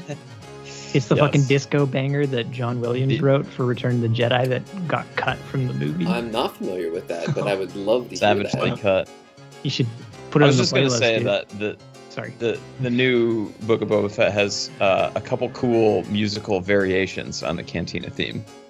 Because of course it's on Tatooine still. The biggest sin of Star Wars stories is they can't seem to get off that planet. But it's got some cool musical arrangements of the Cantina theme in each episode. Yeah, it was so funny. Episode 7 is like, it's a different desert planet though. Right. This is Jakku. Like, okay, yeah, sure it is, man. Like, that's cool. They just love going to Tunisia. They just love it out there. Can we play Lofty Neck or will we get a copyright strike? I was checking out the YouTube channel. Here you go. And they've been piling on the warnings lately, so I think we're on thin ice. Yeah, let's not risk it. We got flying toasters out here already. Just please add it to the playlist. I've sent it to the Neo Gaia group and listen to it. Oh yeah, Kevin, you never gave a third pick, so that could be your third pick for your playlist. Nice. I figured the 17-minute long Steve Roach song counts as 2. So. Oh, you put on the. You should do one of the shorter tracks from that. Whatever. Hey, it's your life. Your life. The shortest one's like 10 minutes on that album. Yeah, Quiet Music has 3 tracks. Is there like Little Cannon? Is that on that one, or is that a different one? There's Quiet Friend, Structures in Silence, and that album changed my life. That was a big amazing. Like early 20s. I love that 3 CD Ultimate Edition that they came out with too. That like unfolds. But that's. I feel the same way about that as I do about the Book of Boba Fett. Like, that's not my Steve Roach. He made those new tracks using like Boba Fett was a bad guy, and I was happy when he got eaten by the Sarlacc, and that's where it's gonna. There is a pretty drastic. I don't want to have any spoilers, but I do agree with you 100% that there's a very drastic shift in tone. It's like they're trying to make Tamir Morrison play this like. Old man just trying to make his way through the universe, but it's like, no, dude was a savage, cutthroat bounty hunter. Bad guy. He froze Han Solo, turned him into Darth Vader, was in bed with the Empire. Bad guy. Ugh. Yeah. Anyway, so let's talk a little bit about merchandise, because I know that you've had a couple of tapes drop in like the last month too, which is insane. I brought back a couple oldies from last year's Eclipse picks for the general public. As you may or may not know, all the Eclipse picks releases are exclusive for 1 year. After that, I can finally make some money on them. So the Cursebreaker Z was a much requested fan favorite. It's still available on tape, and these are like ambient kind of pastoral versions, lullaby versions, if you will, of songs from Cursebreaker X. So I'd start by removing the bass and the drums entirely, and then kind of pick a different instrumental palette for the rest of the song, and basically try to strip it down to as few of the elements as I could that would still resemble a song. So if I could get away with only having like 2 tracks or 3 sometimes, I would try to do that. I would gun for minimalism. And there's Fighting Island says equipped for babies. Yeah, it's equipped for babies. So that was a big release, and then also, of course, one of my favorites that you've done, Townsoft, because I wanted to make this when I was like 20, but I was too busy getting high and playing World of Warcraft. I never got around to it, but thank God Kevin Hine came along and he did what I could only dream, and that's exactly what this is. It's a dream, and there are only 9 remaining. So why don't you talk? About that might be an error. I don't think there's any of those left. Oh shit! I should check. The person who tries to order one. Never mind, folks. I brought those out to the show. But yeah, so I played 2 shows in December. First post-COVID shows, I guess. Right? There's a review of one of your shows. We got we did newspaper. I guess first post-COVID Chicago shows that I've done. So yeah, that was a nice surprise. They asked for a photo for the reader because they were going to write about the show, but I didn't realize it was going to be a... When are we getting the Blank Club mixtape version of Curse? No, it probably says like fucking club or shit club or something. There are several club remixes of Cursebreaker on live in LA. So. Yeah, fucking club. What did it actually say? It was censored. Yeah, so I don't know. Jesus, penis club. Horny. Oh no, that's what Whitney was censored. Why is that censored? Horny. I don't know. Horny club. Depending on who's in the club, I mean, it could already be a horny club, dude. You can't control that. Oh, because like it equips horn. Oh, nice. Oh, okay, I get it now. Yeah. A little slow like a on horny that one. toad. I didn't get it. But yeah, they asked for a photo they were going to write up me and George's show at Shuba's, and it was a big surprise that George was only mentioned once, and the article's all about me. So thank you, Lior Galil, pretty legendary Chicago writer. He's been writing for. You're the one from Chicago. Yeah, right. You know, it's a hometown boy. True that. Yeah, he seems like a chill guy. Yeah, Lior's really nice. Has been doing Chicago Reader for like 10 years now or something. Look at these guys. Aww. This was really fun. So one of our mutual, my friend Carissa and mutual fan club subscriber to both TDS and Equips Picks, has been wanting to. She's booking shows now at Cole's Bar, and has been wanting to do a vaporwave night for a while. And I was like, well, why don't I call up my bros? Call it my famous friends. FM Skyline and Vapor. How does that sound for a 3-act? We got another 420. Sorry, I'll watch my language from now. Hey, that's fine. Just use dashes or something so I don't say something stupid like fucking club in the future. Spaces like H space O space R. Yeah, use a numerical O. Yeah.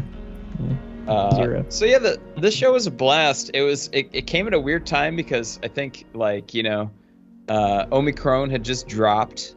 People were kind of resistant to go out, especially right before the holidays. I think people didn't want to risk getting in a crowd and then going home to their gam or whatever and giving her the virus. So understandable, but it still was a sick turnout, and we all had just a ton of fun. It's like a big sleepover, basically.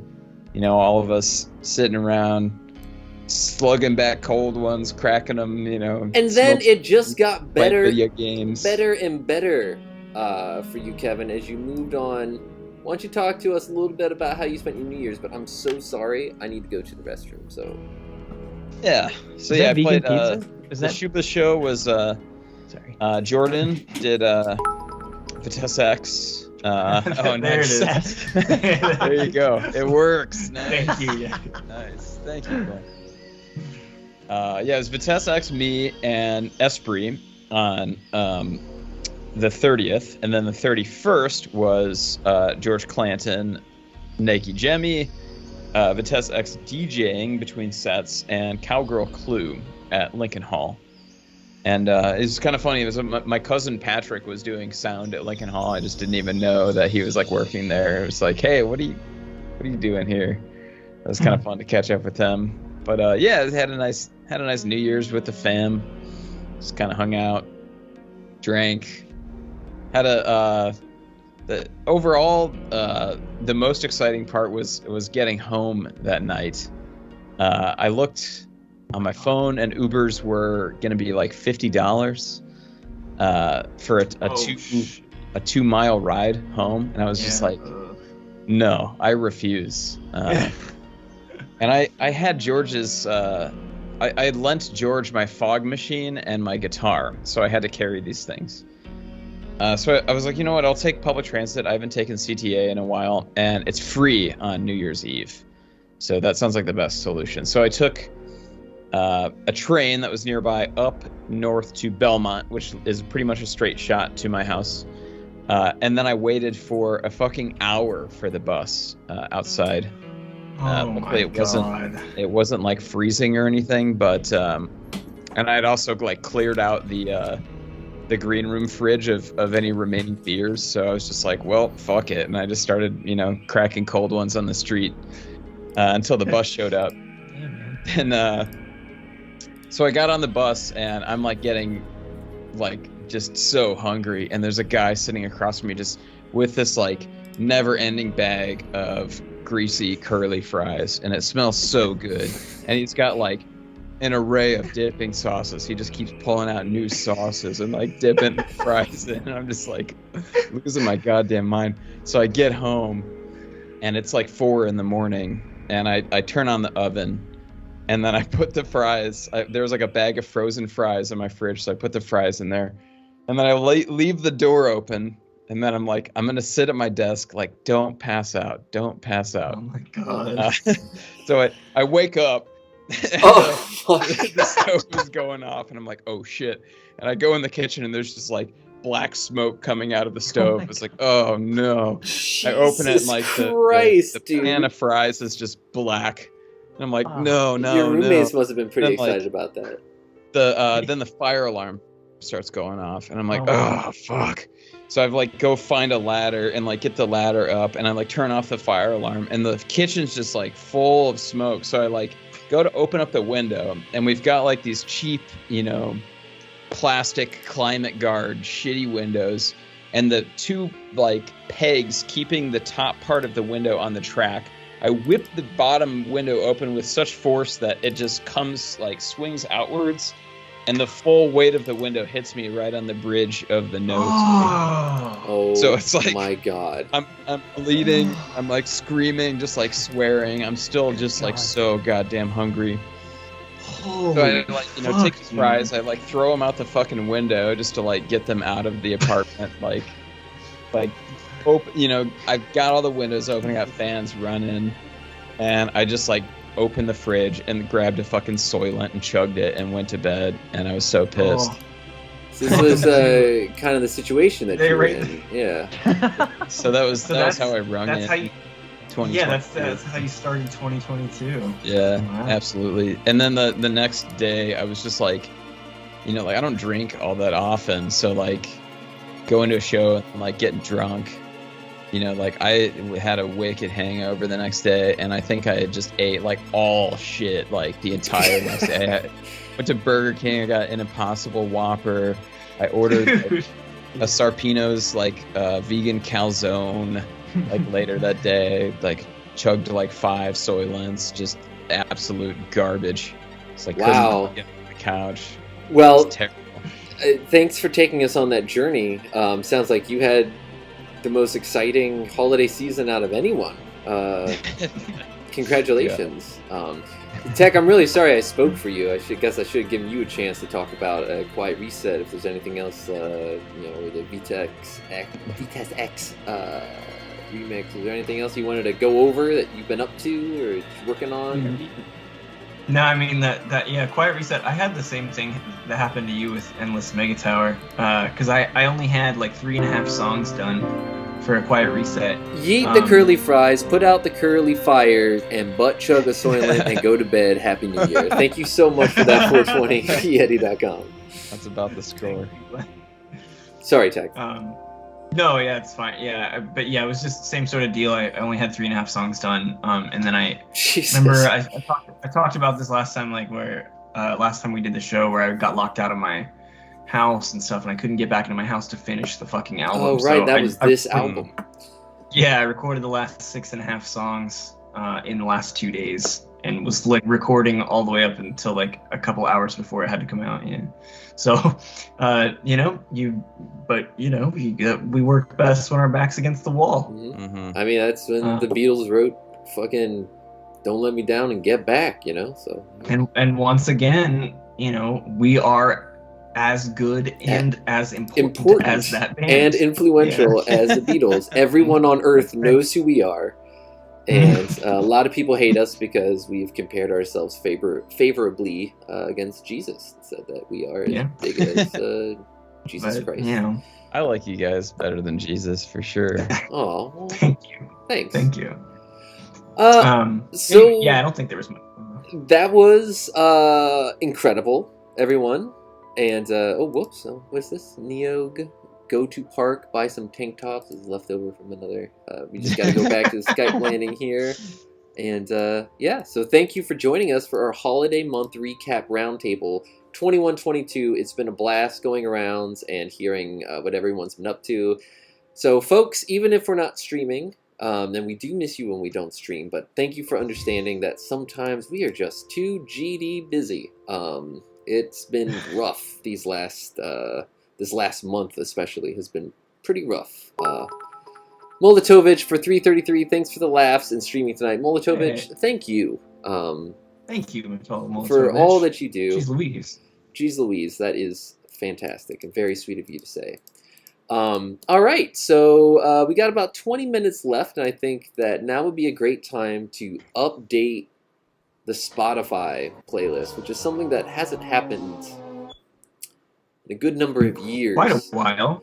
So I have a vintage OBS scene that I'd like to take us to for this. Vintage. Ooh. So please come with me to the 1990s CompUSA store, Apple store within a store. So let's take a look here. You remember this one? Oh yeah. Oh yes. So here the Amelia Bedelia. Yes, the God damn it.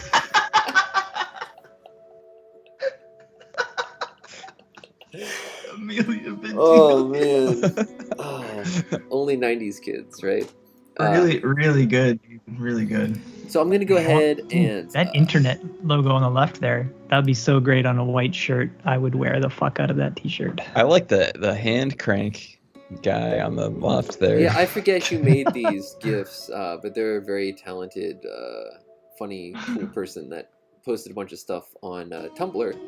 So hey, maybe that's become a kind of a Neo Gaia staple, or elongated arms, That's true. Yeah, doing the whole. So it really fits the theme. So I'm just gonna pull in Spotify here. We'll trim that out.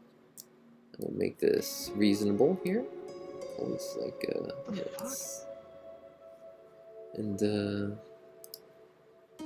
let's pull it down like that, and then we'll go ahead and find the Neo Gaia Fantasy Weekly playlist. How long has it been? Jeez.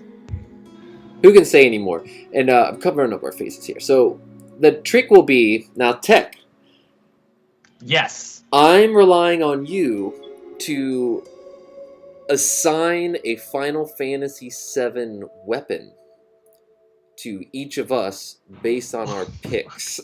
Now, I didn't. Oh my god. With organics. Brutal. Okay. Is that too hard? Is that too much? No, I can try that. Load up the wiki. That's rough stuff. I'm gonna try and operate out of memory and see if I can do it. Ooh. Well, if anyone can do it, it's you. I've never known anyone to be more of a Final Fantasy VII expert than you. So. Is that a challenge to Mark? Oh, I feel like a real Final Fantasy VII expert would have, a lot of empathy for the Zack character and understand history. True fan. It's hard for me to embrace your dreams. You can't be a hero if you don't have dreams. Oh man. So yes, Pure Slush has just pointed out that the playlist has not been updated since November 17th, which I believe, because I know that the last time we streamed, we were like, oh god, no, we're not doing it, because no one had any picks. I was not feeling it. Prepared. So whenever you're ready, Tech, why don't you go ahead and walk us through this? All right, well, so up first, did I? Oh, I see. Sorry. 1 second here. Yes. Okay, up first we got James. You contributed first, so. I beat everyone today. You did. It's very rare for you to do that with this, but I would ask that maybe you don't bullshit us on this one, and just give me some truth. So, after watching Get Back at my parents' house, there was a really funny video, but I just decided I don't want the public to see it, where I'm trying to fill my rings, and Christina secretly films me. So you see, like, Get Back on my parents' television, and it's just, like, John Lennon, like, talking, but I'm on the floor, like, doing sit-ups, and it looks like I'm, like, aspiring to be John Lennon, but I don't want the public to see that video, so you can just imagine it. But after watching Get Back at my parents' house, it reawoken inside of me this ancient love I have for the Beatles, just because I was raised in a household that listened to the Beatles, so it's very much a part of my personal fabric or whatever, like it is for millions of others, but whatever.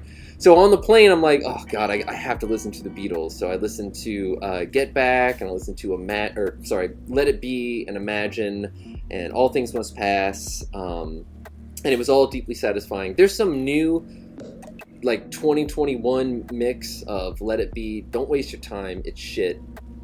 2009 Beatles remasters are still the best versions of those albums I've ever heard. But they did do remixes of those crappy Beatles solo albums, including John Lennon's Imagine. They have this ultimate mix, which is like, honestly, those albums needed a little help. Give it a listen on the ultimate mix. Give Me Some Truth. It's cool because you can hear him writing this song during the Let It Be sessions as seen in Get Back, and it's a great song about having long hair and hating guys with short hair that put on suits and lie to you.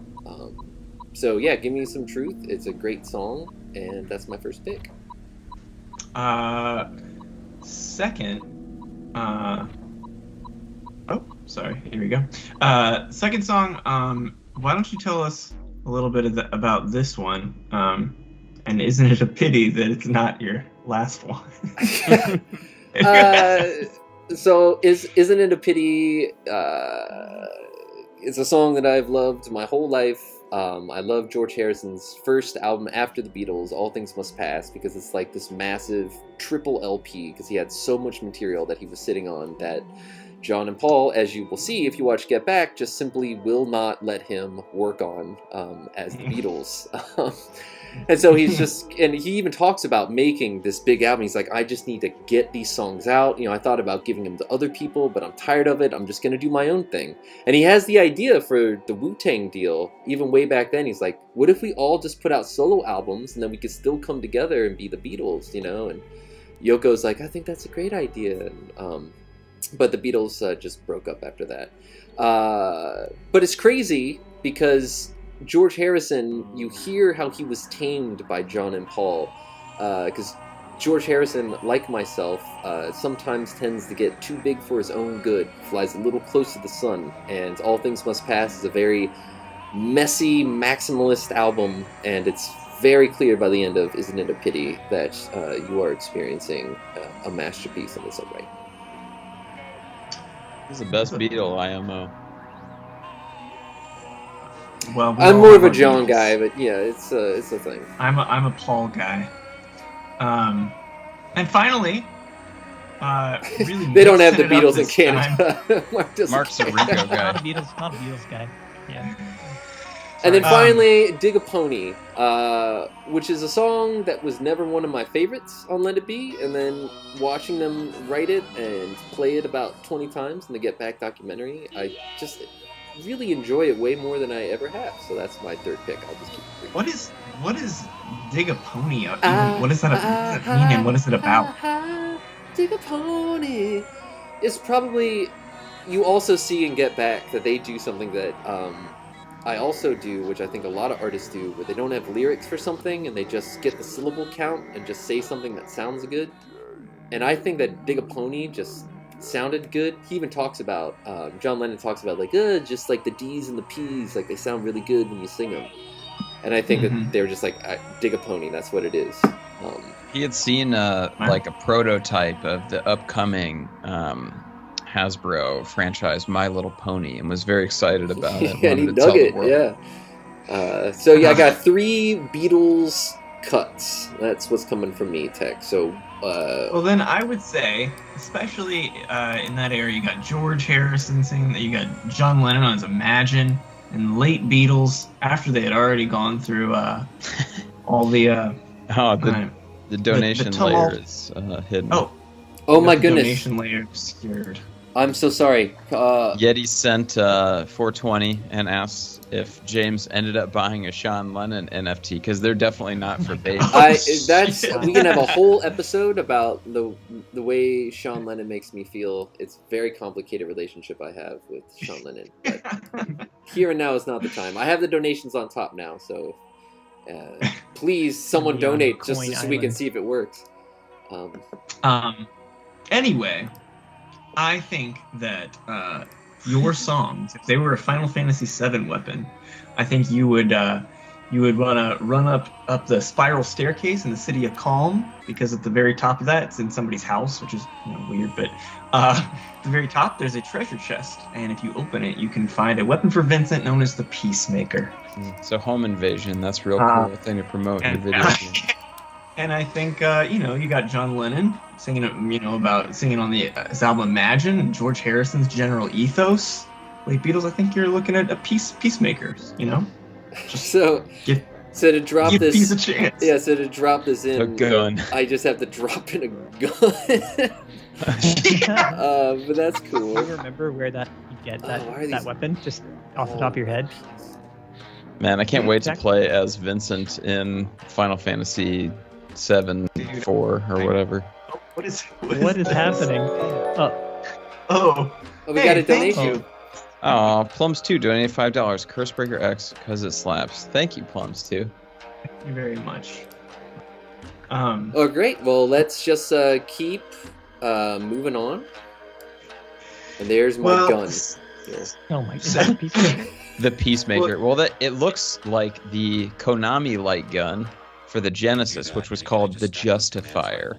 James, wow. James, I'm texting you what the actual Peacemaker looks like in game. Okay, well, yeah, a Peacemaker was an actual gun that Colt built. I just sent it to you. Okay, so grab that instead. Oh, rest in peace, John Lennon. You would have loved crypto. Oh my god. No. Thank you, Ethan. Oh, thank you. No, that's that works. Yeah. I want to see the real gun. Oh, it looks pretty similar. Pretty similar. But it's the real deal. Okay. Anyway, so that's. That was James's picks. So here's a problem though in the group chat, guys. Just so you know, if you guys react to the songs you link, I cannot copy and paste the links. Oh, that's my bad. I reacted to like 2 or 3 of them, man. Yeah. So when that happens, you can't do it. I'll never do that again. No, it's okay. I'm going to try to. Oh wait, I think I got that one. The question let's do. Mark, you're up first. So first up. Did I? Much like, unlike the World of Ruin. We got just Final Fantasy things. Like this current state of our reality, I think we're all seeking a world of balance. So we could, yeah. This this is the song I picked. Okay, this is a song. It's like a really 7-minute long, 8-minute long techno song or something that I just got really into this artist last week when a friend of mine sent a YouTube link, which was a mix, like a live performance by this guy Wata Igarashi. Just heard of him last week. I don't know if anyone else is familiar, but it's just like sort of really repetitive techno, but I don't even know, the synthesizers, they seem like synthesizers that people spend a bunch of money on and obsess over that he was using, like analog things.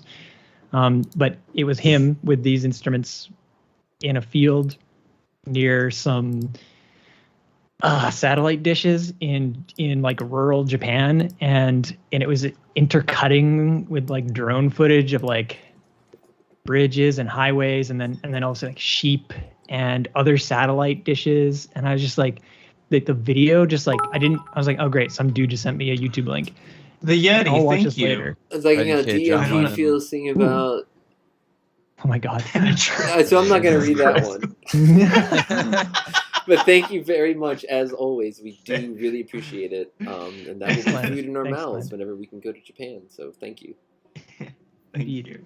But yeah, this you guys should watch it because I mean you don't have to, but it shows footage of Japan and it's a mix with like featuring awesome techno and just like an old Japanese guy with a bunch of gear standing outside, and it was just really engaged me as like it's rare for me to like just I'd put it in the background, maybe have it playing, but this was just like actually commanding my attention, which was like, but it was totally there's no narrative to it at all, and it was just a really visually interesting mix, and then that helped me get into the music obviously, and now I've been listening to the rest of the stuff this week, so put good music to study to or something. Commodore says they saw Wata in Shibuya one time. Yo. Oh, shit. That's awesome. Cool. Yeah, that's Damn. awesome.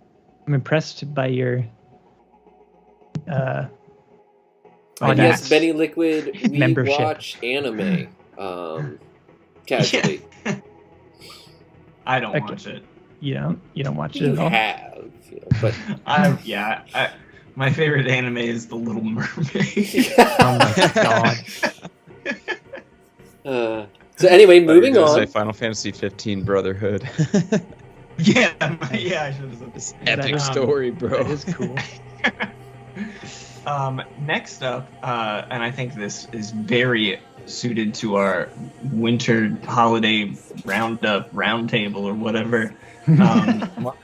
Mark picked, unlike John Lennon's Happy Christmas, he picked Chocobo's Happy Christmas.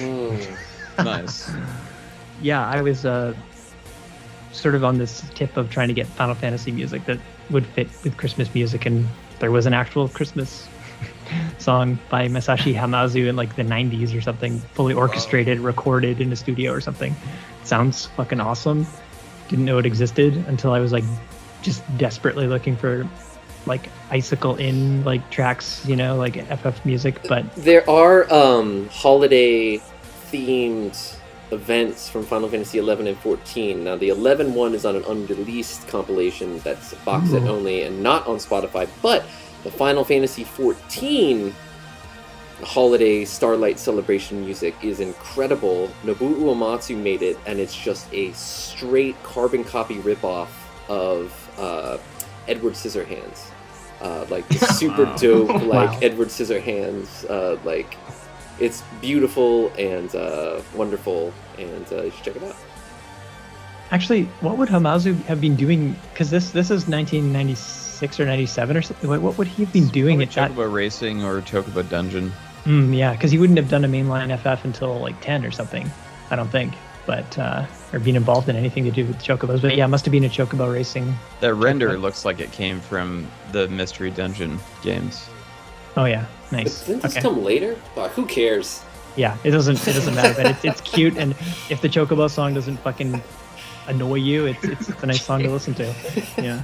So The first one's on PS1. we missed the Christmas episode, so this is my contribution to the Christmas playlist. Nice. Okay, and then your final pick.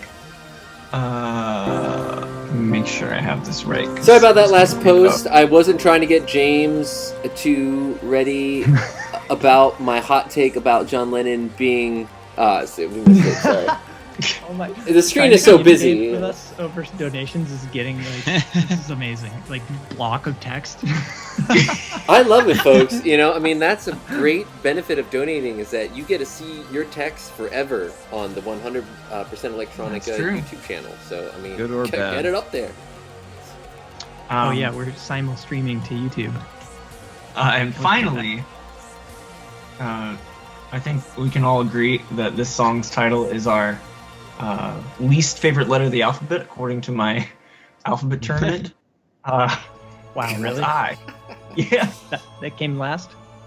That came in dead last. It was the only one that did. Wow. It was the only letter that received fewer than 20 votes. Wow. Because everyone hates themselves. I mean, it's a shit letter. It looks like a fucking lowercase L. It also looks like the number one. It's confusing. And it's like a worthy sale. I don't know. It's boring. It sucks. I forgot about that survey. Also, whatever that so funny. whatever that character is underneath the backslash. The straight slash thing. Yeah. What is that called? That's something it's like Tech a would usually know divider, what it's called. You just use it when you're making wedding invitations. What is that symbol called? Yeah, I would call it a divider. I don't know what it's actually called. Okay.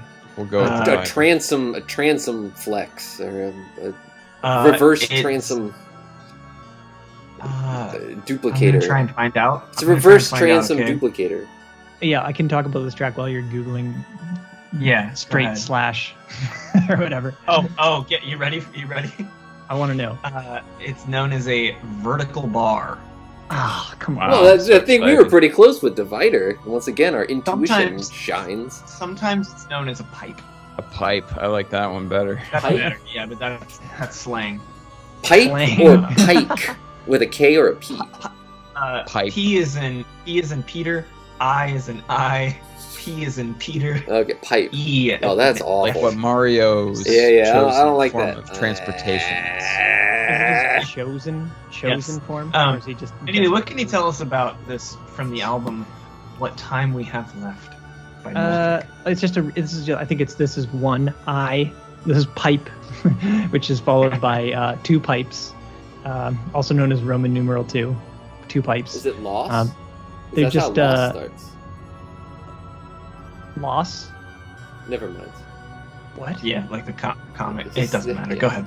I'm so sorry. Lost? The show Lost? No, we're not. Don't worry about it. It's all good, man. It's not What happened lost. at the end of Lost, anyways? Let's talk about that. I think it was NFTs. God. Okay, anyways, this song was this song is a fairly short song, and I'll talk about it for like 10 seconds. It's just an ambient track from the album, from the label Tar that I follow on Bandcamp, and 1 out of 5 of their albums I end up listening to when I get the Bandcamp notification, and I really like. And I'd say 9 out of 10 out of the 1 out of 5 albums that I do click on the Bandcamp link to and listen to, I really like, and this is one of those. So 5 out of 5 pipes I give this track. 5 out of 5. And while Tech is finding the weapon, I will just say I had a random thought earlier that just needs to be said on Neo Gaia before I forget it. But I feel that I think it was Travis that wrote the lyric that life is both a major and a minor key. That's right. I think that is probably the worst lyric ever written. I can't think of a single lyric. Because, I mean, yeah, sure, there are, like, stupid lyrics, whatever, haha, but, like, they thought they were being so clever when they wrote that, but it's, like, so bad. It's unbelievable. So I just want to throw that out there. They laughed all the way to the bank. So. They made thousands on that. So what's the weapon, Tech? Well, I would say I'm going to send it to you now, James. Mm-hmm. You're looking at... we got a Christmas song. We're looking at balance, for in all things. And we're wondering, what time do we have left on this earth, as Norfolk asked on that last song that you told on their album. Yeah. And so I would say that that is, in God's hands. God's hand is a weapon that Tifa can equip. Nice. It hits from Christmas, balance of the universe. Jesus was kind of like God's hand. Jesus once used it. Mm-hmm. That's true. God's hand broke out of the cave, right, and went back up to heaven. God's hand is it's a really good weapon too. It has the highest damage of I think any weapon except for maybe one of, or it's tied for the most. It has 255 as the attack or whatever. But doesn't it have no materia or something? Is that the one with no materia? Maybe not. Yeah. No, it has materia. Okay, sorry. Work glove. Anyway, yeah. So all right, so we're halfway there. So we only got about an hour left in this stream. So let's just keep chugging. All right, Kevin.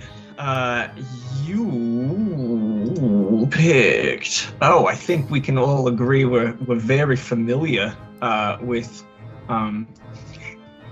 the coronavirus. Doesn't say popular virus. That must have been released pre-virus. Yeah. This song is the only song in the Death Stranding game and soundtrack that I would listen to outside of the game. I loved Death Stranding so much. That was like probably my favorite game that I played last year.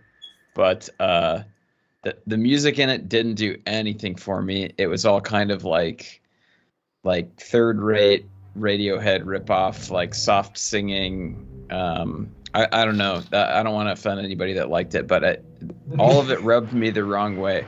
So like when you make structures in the game, they appear on other people's games online. So everybody's kind of like passively helping each other. Even though it's, you'll never run into another player. It's strictly like passive single player. But somebody I never heard this song in the game, but somebody like had this playing out of their structure.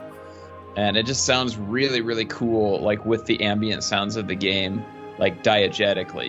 It's like you walk by somebody's bridge and you hear like a couple notes of the music, and then you can like walk over to it and listen to it. And this is just like a cool kind of J-pop song. Reminds me of that dude that was on Terrace House that did the Shohei. Yeah. Reminded me of his music. So you probably dig it, James. But yeah, I like that one. Great pick. Okay. All right.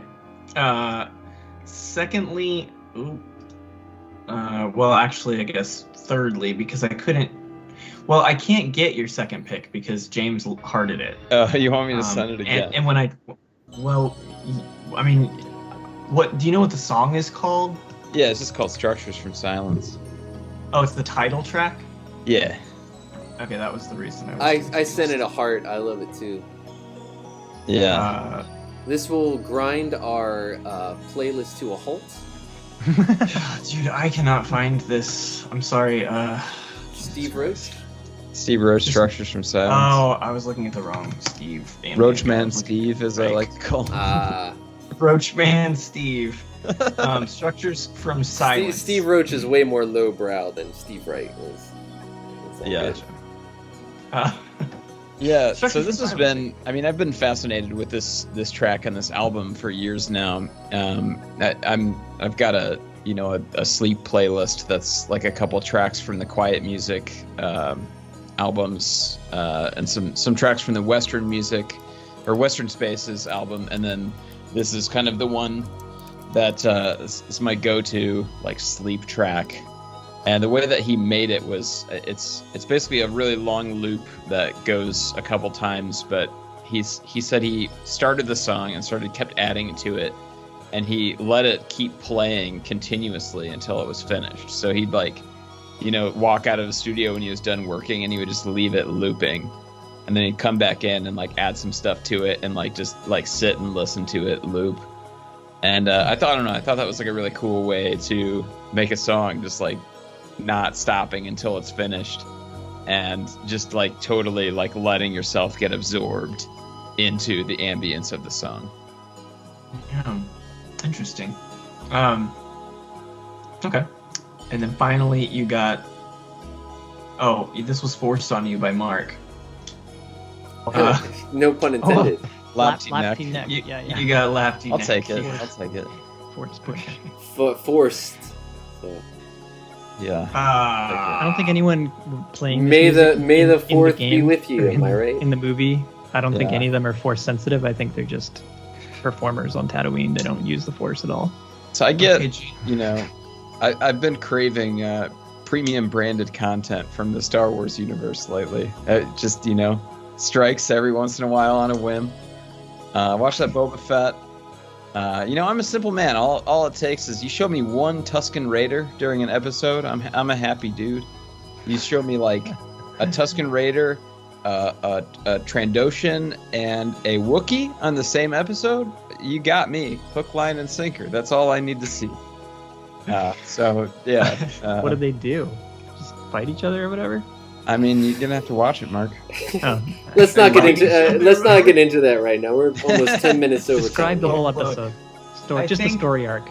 James, I'm sending you the weapon now. I have the wiki page pulled up, so I have the access to these images now. So I have a quick aside here. Glenn has texted me saying he's sorry, but Dig a Pony has really weird fucking lyrics. And he sent me a screen capture of the lyrics, and they do seem pretty weird. So, well, it was the '60s, all right. Everyone was weird. I don't care. Is it like? Is he singing? What, is he trying to cancel me now? Come on. Oh no. It's probably just fucking weird, like oddly misogynist lyrics or something. It seems like pretty horse centric. I'm not sure. I mean, maybe it is. It could be about fucking a pony. I don't know. They did have a song about monkeys having sex and some other things. You know, they have some weird songs. They're young guys. Maybe not about a horse, but like Kevin's weapon. Sorry. Kevin's weapon is the trumpet shell, which is a weapon that. Oh my god. It's a weapon that Kate Sith can equip. It does not have any materia slots. And I would say that because trumpet shell certainly seems like it could be an instrument in a Star Wars cantina band.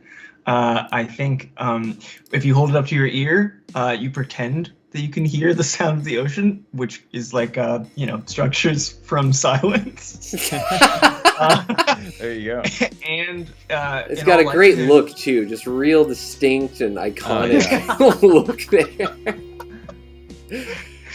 Now, I'm really curious about how they're going to pronounce Kate Sith or Ketshi in the Final Fantasy VII remake. They'll do it right. They'll do it legit.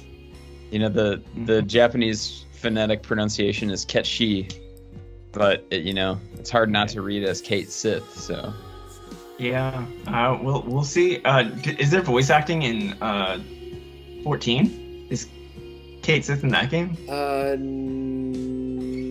No, I don't think so. No, Kate Sith is in Final Fantasy XI. Plays a very major role, very major part in the Wings of the Gods. But there's no voice acting in that game. Wow. Well, fuck. I gotta pick songs now. And then Tech, I'll pick your instrument. Destruction. What the fuck is this? Oh, right. My 2021 playlist on Spotify is called SpaceX Crypto Variant. So while Tech is pulling these songs, right now the listeners at home are hearing Sky Cafe from the HCMJ album Uimi. If you would like to hear an ambient guitar angelic rendition of this, tune in to Kato Massacre Volume 300 and something. Very exciting. HCMJ is returning to Japan, only virtually, but they will be projecting my performance in Force Limit, so it will be like I'm there. Wow. It's going to be really cool, and it's around 8 p.m. Japanese Standard Time on the 12th, awesome. Which I think is like 9 or 10 hours from now, so like tomorrow morning, I think. I'll be retweeting when I have some more information, but that's going to be really cool. I'll be in Forest Limit again. Damn. I'm really sorry. I'm trying to find something, so if you want to just... No, that's fine. So, yeah, you remember we interviewed Kato from Kato Massacre and one of the early... Cool guy. Yeah, that was the first interview we did. Was that the first one? I think so. No.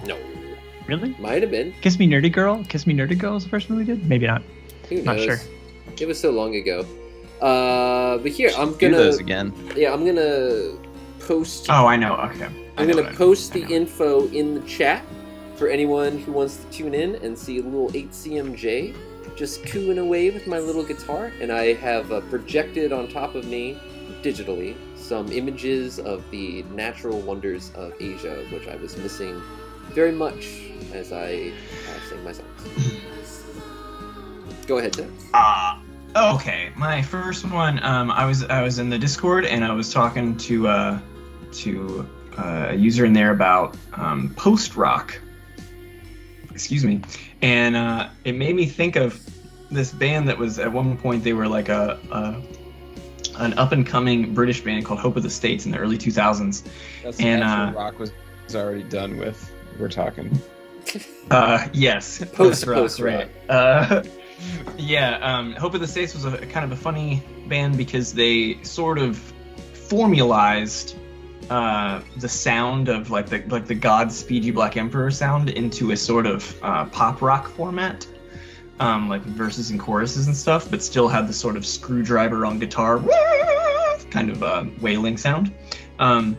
And they were very primed to take off. Had a lot of British press supporting them, and then right before the album came out, the lead guitarist and songwriter killed himself, and so it ended up being a very tragic, sort of event around that or whatever. But the first track on that album is called "The Black Amnesias," and I've just always loved it. It doesn't matter how like well produced or formulaic that is. I've just always been into it. So yeah. Secondly, I got really into this song that I found out about after I already made my top 25 songs of the year list. This would have definitely been on it.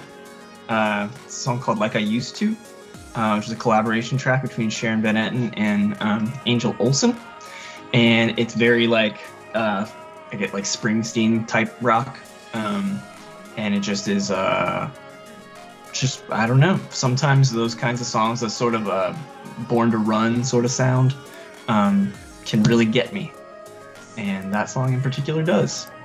So that's that one, and then finally, we'll put the DDS remix of Potential Energy on here. Perfect. Nice. Yeah.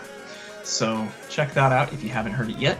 And So I'll say, so Tech, your ability to see beyond the critical shaming that Hope of the States faced, and to get into a song after you've already made your top year-end list and then be like, oh, I missed one. This is the one I'm going to put on the playlist. And just the sheer production knowledge and skill that is evident all over that Potential Energy remix. I would say, as far as the staff of Neo Gaia is concerned, that you are the wiser staff. The wiser staff. You are the wiser staff. Yeah. And so, that pretty much wraps things up for us. Again, this has been the 2021-2022 holiday month recap roundup. Sorry we went a little bit over, but we had a lot to catch up on. We're going to try to go back to our bi-weekly schedule here. I think that will work out for us moving forward. We love you all, and I just have one more question.